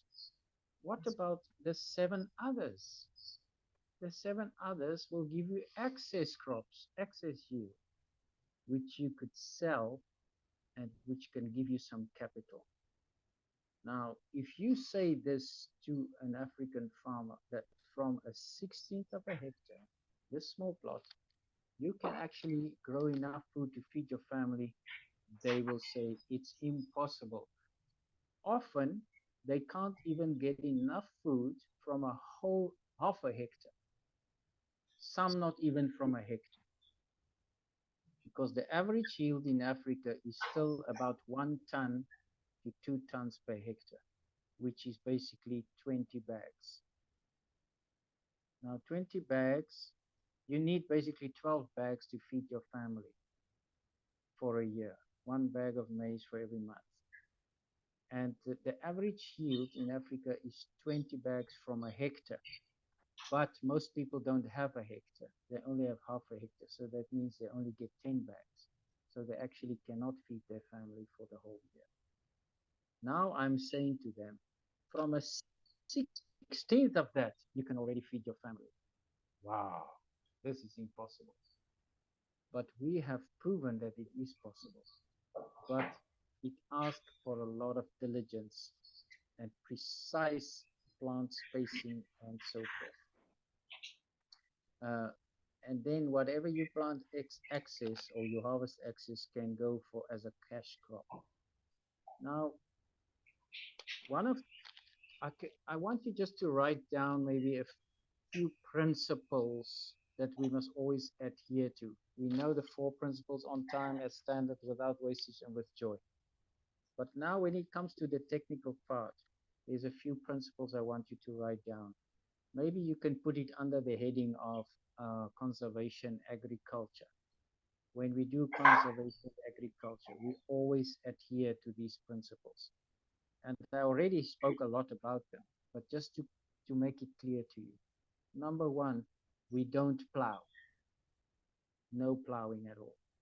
We try to do least soil disturbance. No plowing. Number 2, we mulch the land. We always want the land to be covered, like you saw in that video. Did you see the mulch in between the maize? Okay. So no plowing and mulching, covering the land with organic matter. Number 3, we do crop rotations. don't just grow one crop. We don't do monocropping. So you do rotate with crops. And those three principles, mulching, least soil disturbance, and crop rotations, are the main principles about conservation agriculture. Of course, the high standards, all of that goes into our management of all of this. I just want to talk a little bit about the crop rotations.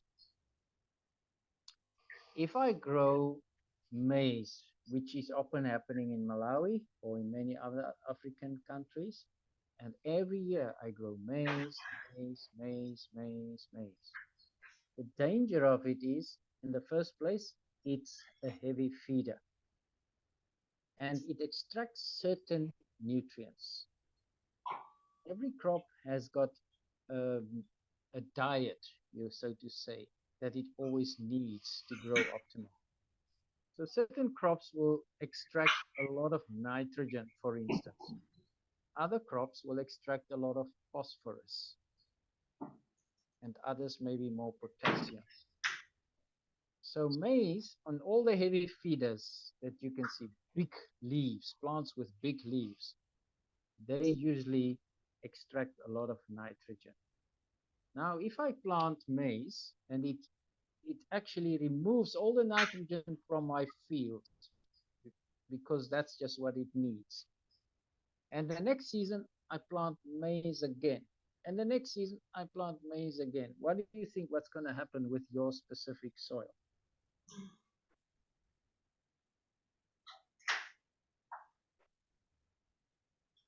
If maize is a heavy feeder and it extracts a lot of nitrogen, what will happen to your soil if you plant it year after year after year?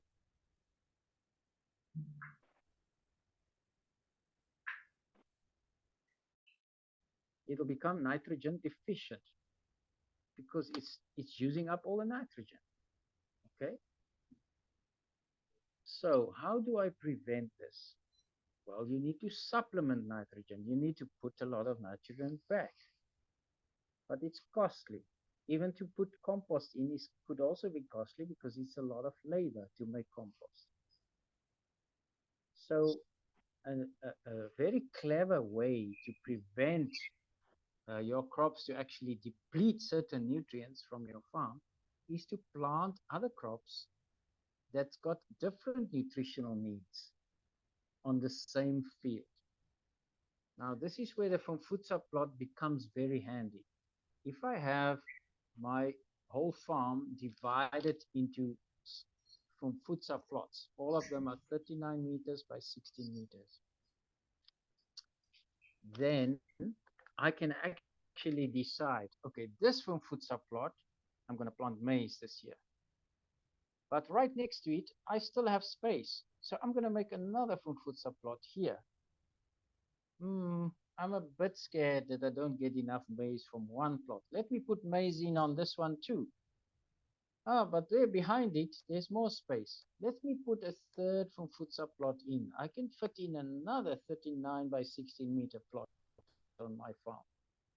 Let me plant soya beans there, because soya bean is a leguminous plant, and soya bean will put nitrogen back in the soil, while maize will take it out of the soil.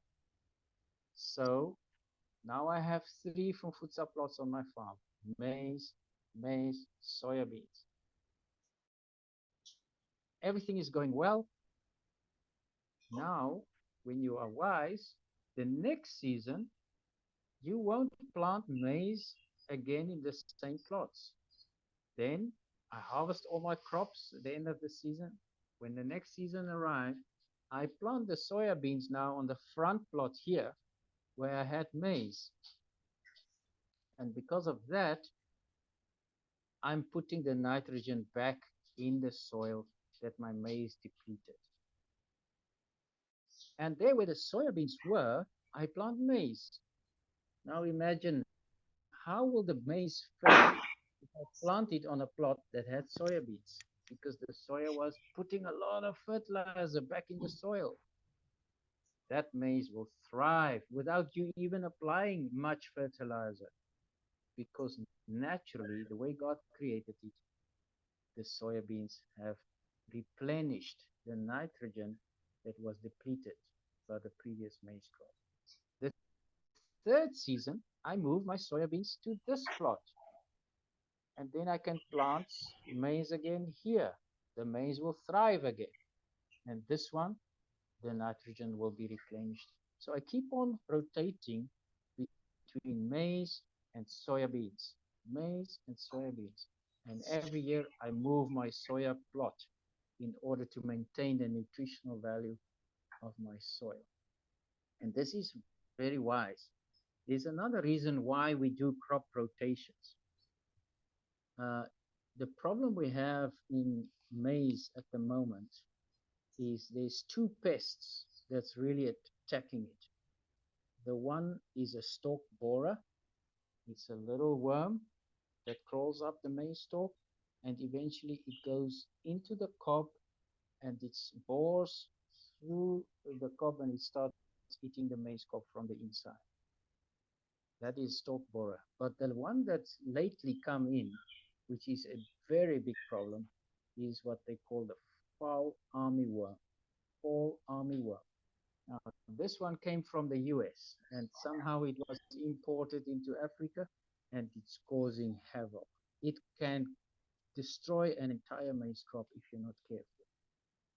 Now, if you have stalk borer and fall armyworm in your field, you could do all the diligent weeding, planting on time at high standards with no wastage and with joy, and in the end still harvest nothing because of this pest that has come in and eaten all your crop, destroyed it.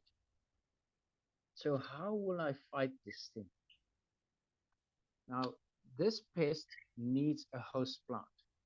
So for instance, if I had that pest in my field this season, yes, there are some chemicals that you can use to spray it. And if it's really taking over and you realize, this is going to destroy my whole harvest, I better encourage you to use those. But I will try to prevent it as much as I can.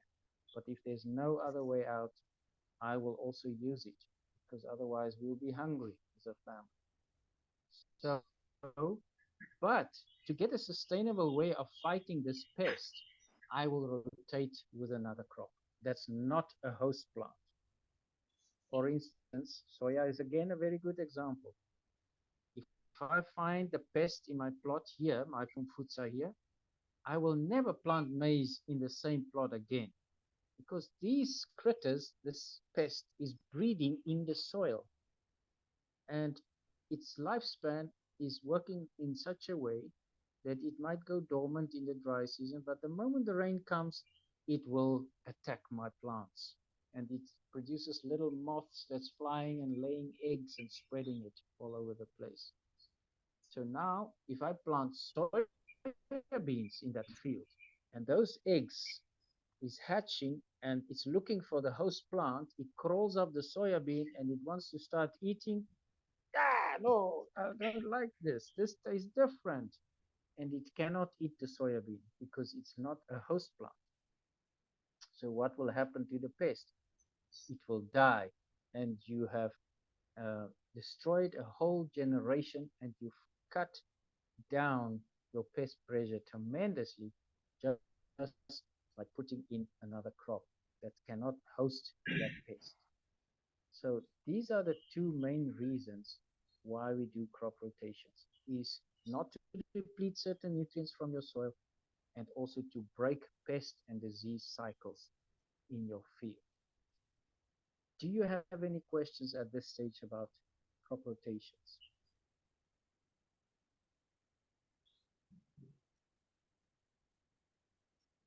Okay, great. It's clear, eh? Even when we grow vegetables, we do exactly the same. We always divide our vegetables in different groupings. You get the leafy crops, which are heavy feeders. You get your your root crops, which are the carrots and the onions and those. That's another family or a grouping. And then you get your solanaceous crops, which are flowering plants like tomatoes, cucumbers, and peppers, green peppers and red peppers and all of those. They are flowering plants, so they're in a different grouping. You get your flowering plants, your root crops, and you get your leafy crops. We always try to rotate with these.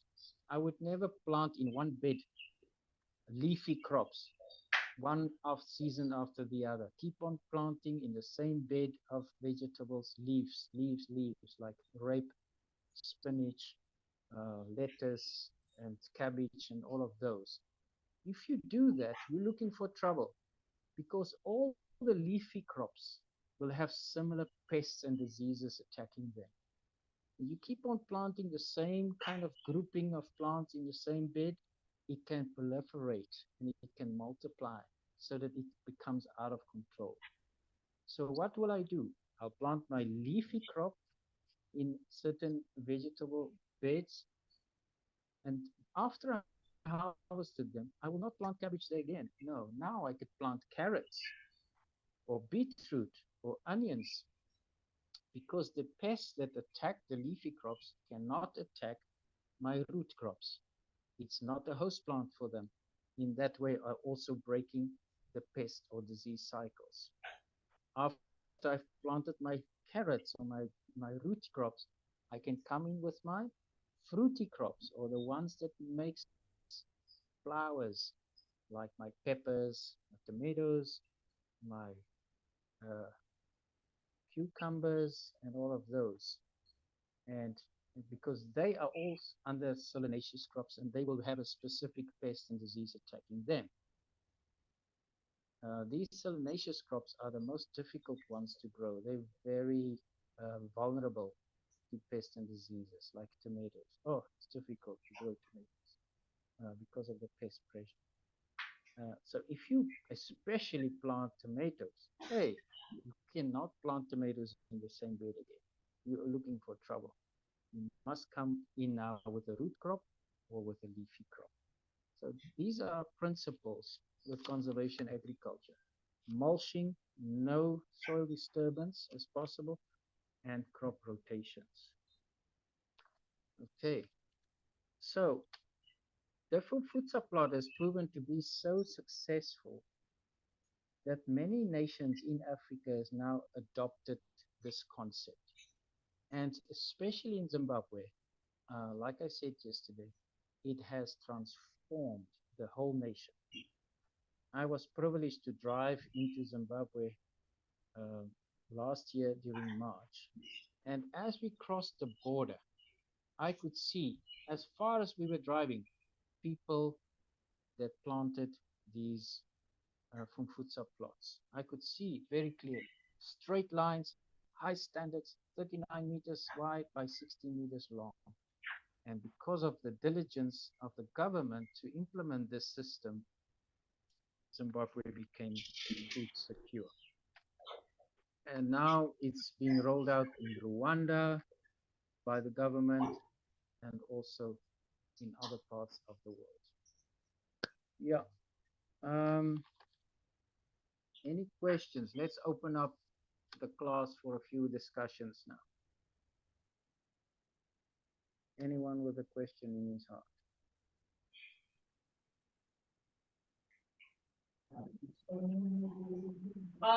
Yeah, actually, we have a question here. Yes. Yeah, here where we have the Wyoming Center, like we have a little space here, in the surroundings, not a very big space, but but there is space enough to plant some vegetables or something like that. But we have a problem here is like we have snails, that eats up. So like quite a big ones, big snails, So how can we, how can we get rid of that, or what can we do about it? That's a good question. I don't have much experience with snails because we don't really have a problem with them. But if you just go on the internet there are many remedies that people are suggesting for snails. What they do is they put out bait for them. So there's a specific concoction that you can put together that's very cheap to make. You can make it yourself. You don't even have to go and buy things necessarily in a shop for it. And you can put out the bait for the snails. When they eat that, they can be deterred or they can die. But of course, I always say the best uh, the best medicine for any good farm is the farmer's footprints in his field. So, you know, we can never plant crops and just leave them and think it will go well. It's a responsibility of a farmer when he's planted crops to visit them frequently. And as you walk through your garden, you can physically remove those pests. Just pick them out and kill them. And that is one of the best remedies.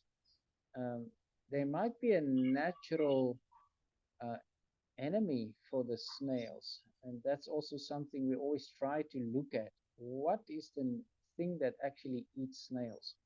And if you can find the natural enemy of the snails, maybe trying to create an environment for this bird or whatever it might be to thrive, and just by providing a place for it to thrive so that you can have a natural enemy for it. But by physically removing them, I know it's a lot of work, but there are some baits that you can put out. Unfortunately, I can't give you the detail now because I don't work with it every day, so we don't have that challenge. But I'm sure if you just go on the internet, you'll find many easy remedies as baits for snails. Any other questions?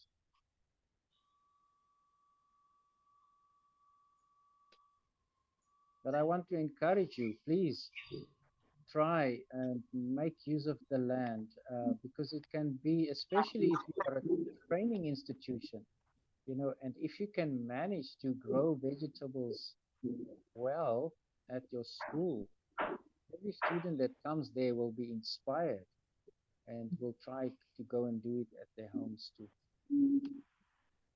Yeah, we have one more question here. Yes. Yeah, here in India, actually, we plant rice and we plant rice in the wetland and we plow the land, you know. So, like, do you think it's possible to plant rice like without plowing, or like, what would you say about it? Yeah, absolutely. You can plant rice without plowing. Of course, in Malawi, we also grow rice in the wet areas, and people are catching the water and actually making a nursery and then transplanting the rice, you know. So when you make the nursery, you don't need to plow the soil. You can follow exactly the same principles that I was sharing here. What we do when we make plant small plants or plants with fine seeds, we don't dig holes. We make a little furrow, just a small furrow in the soil, and we dribble the seeds, you know, like carrots. The seeds are so small, and you just dribble the seeds and make the furrows not far apart from each other, and then you transplant your rice into the rice paddies.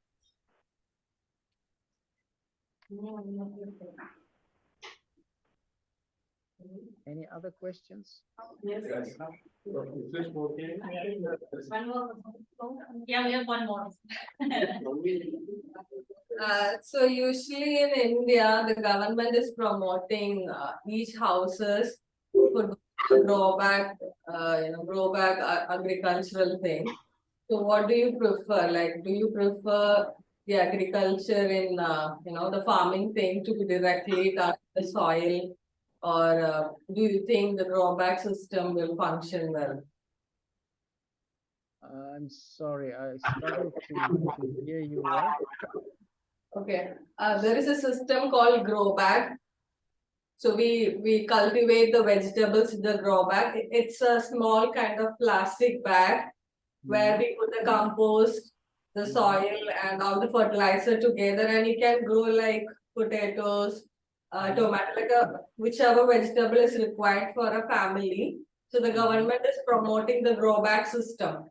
So we don't need a land actually. You can get those plastic bags, fill it with the soil and put the vegetables.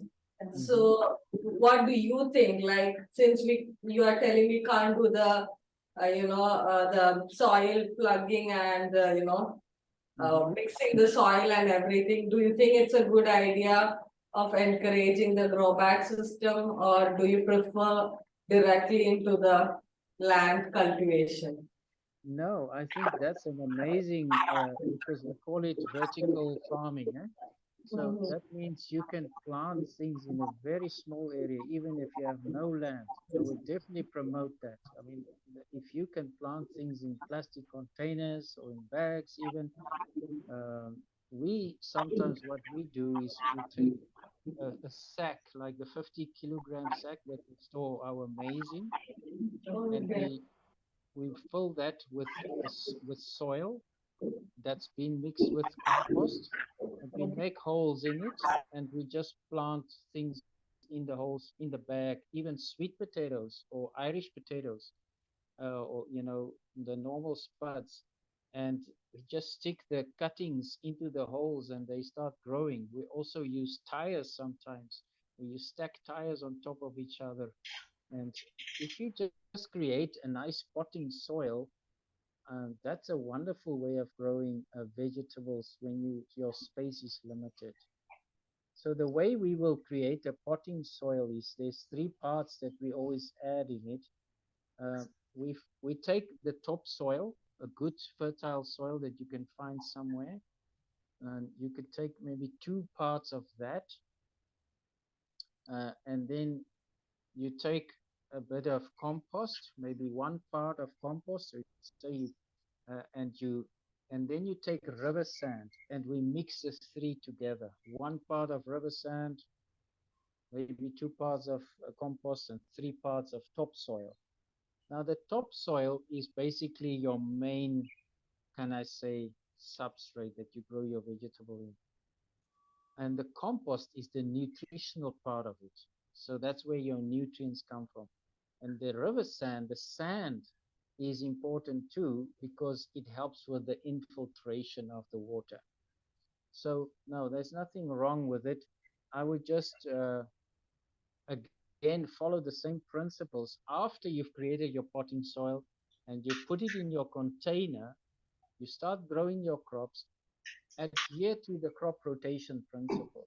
Don't keep on growing the flowering plants like the tomatoes, the cucumbers, zucchini, and all of those kind of things,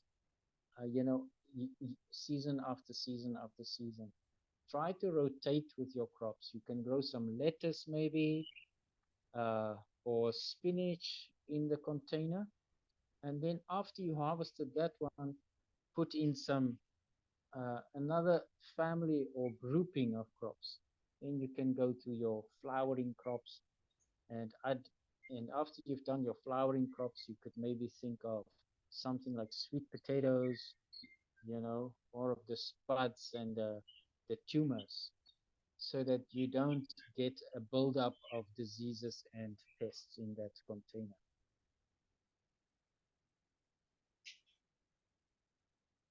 Is there any other questions?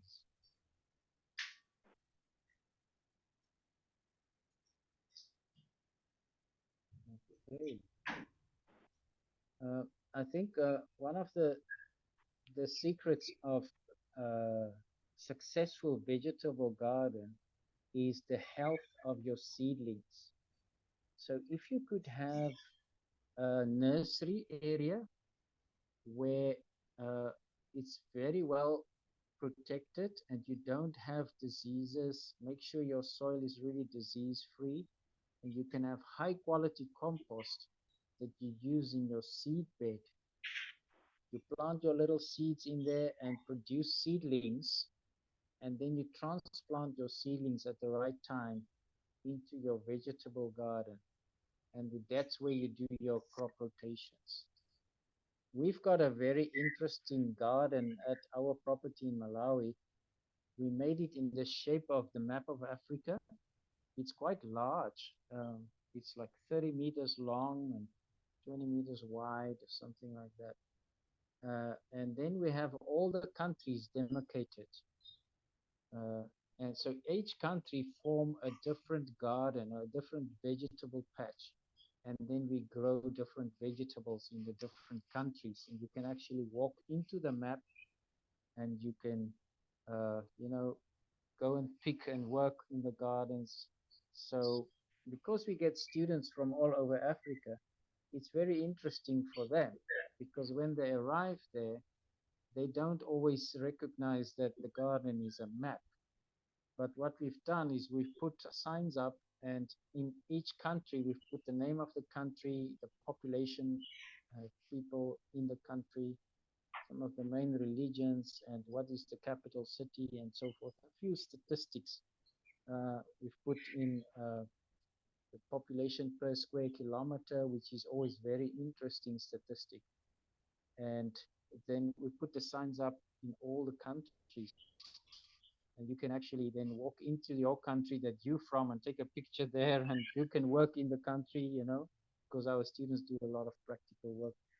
And they can actually, and it's so funny when we talk to each other. Hey, have you weeded DRC today? Or have you, make sure that we've watered South Africa well, because we put onions in there and this and that. And your talk and your discussion become very interesting because of this map that we have. So yeah, become creative, don't just think about straight lines and things. Yeah, of course, when we put our vegetables in, it'll always be in straight lines because we want to have the right plant populations.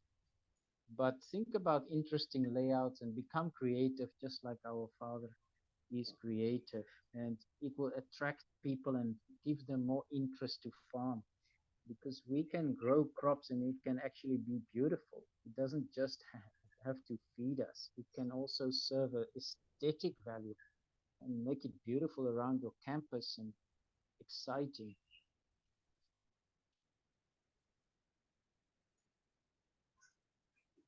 Okay. Maybe how many minutes do we have left? Is it about 10 minutes? Yes, you're right. Yeah. Okay, it looks like there's not so many questions. Can I ask you to play one more video?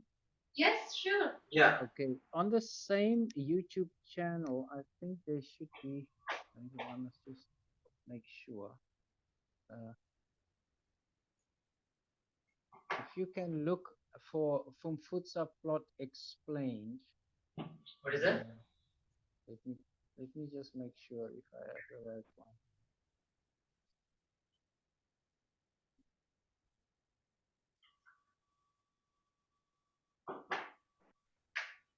Videos. Okay, yeah.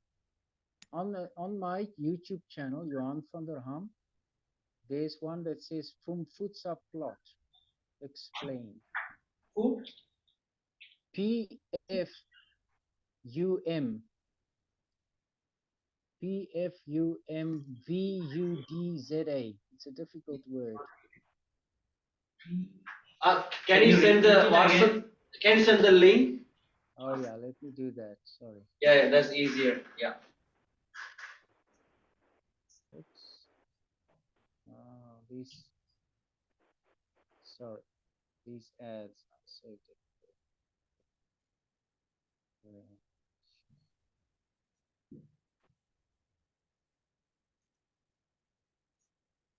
Because there you will see our Funfusa plot in Malawi. And you will see the soya beans. If you could play that one, and then we can close.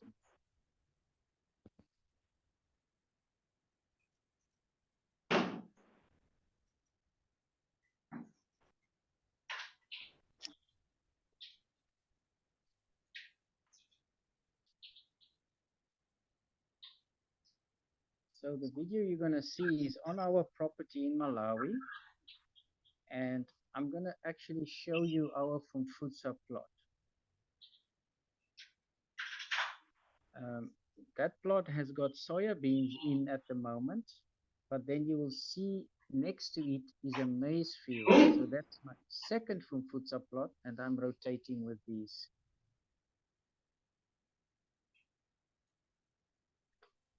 Yeah, I have it. So the spacing that we use between the lines of the, I already said in the line we make markings on our rope 60 centimeters apart, but between the lines is 75 centimeters. Can I play?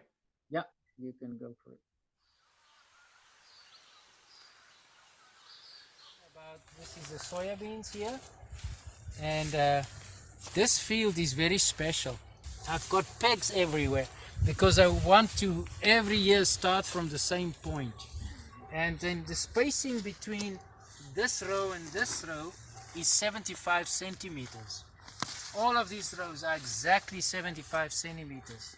So, and then if I put my measurements next season, I will use the same measurements. Inside the row of the maize, we use 60 centimeters. So between this planting station and this planting station is 60 centimeters.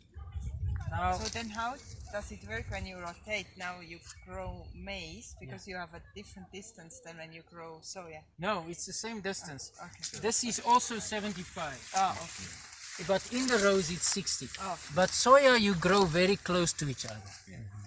But maize needs more spacing because it's a heavy feeder. So, but why is this plot so special? Because from this peg to the peg right there at the bottom is exactly 39 meters. Why such an odd figure? Because if I measure 39 meters down here and my interspacing is 75 centimeters, you can go and do the math. I have 52 lines of crops. Exactly. Now I don't know if 52 rings a bell to you anyway. 52 weeks. There's 52 weeks in the year. Exactly. So my aim is, I know, for instance, when it comes to maize, I need 15 kgs or a bucket full of maize to feed my family for 1 week. So now it becomes very measurable. So my aim is, like this one, if this is 39 meters, it's 16 meters long, only 16 meters long. Yeah? That from one line of maize, I want to harvest a bucket full of corn, of seeds.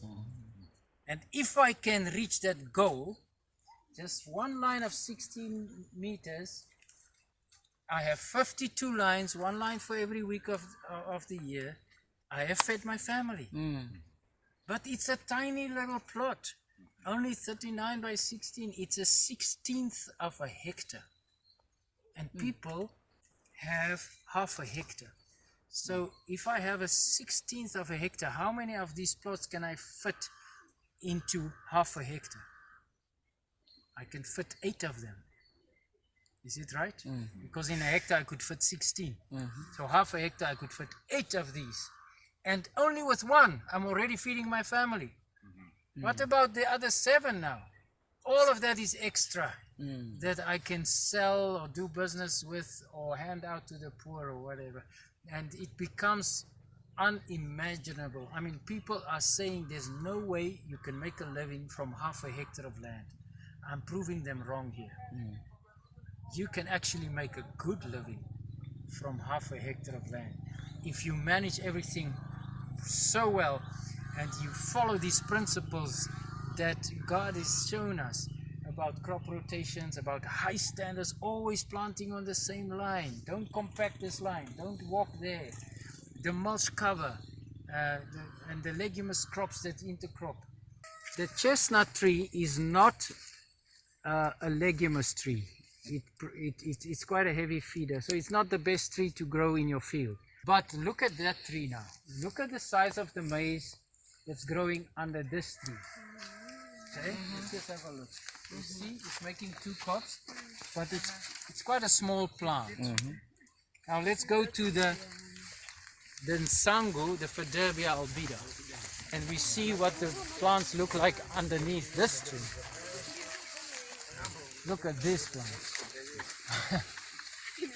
That one, the copse were down here. This one, the copse are above my head. The plant is so huge and the copse are already much bigger than that plant. Why? Because this is a leguminous tree. It's a nitrogen fixing tree and it has no leaves. I don't understand this tree. God has just put it in its DNA that it wouldn't make leaves in the rain. And it gives us fertilizer. So you can grow as many of them in your field as you want. And it grows very fast and it creates a lot of firewood. So I'm planting them everywhere because I see a future here. I'm gonna make so much money with these trees when I cut them down for firewood. It's a very dense wood because it's a thorny tree. You see, this is 4 meters and it hasn't stopped growing yet. It's still gonna push a bit higher. So the growth in this Malawi is just tremendous. No fertilizer here, not one drop of fertilizer. Only compost and some chicken manure as a top dress.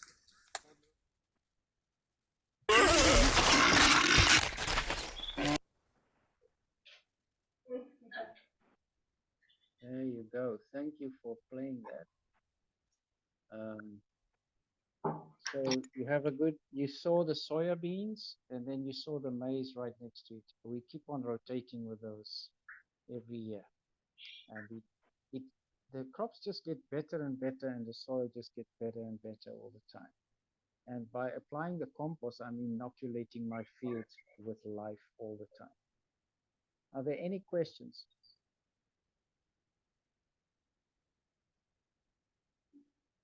Maybe comments?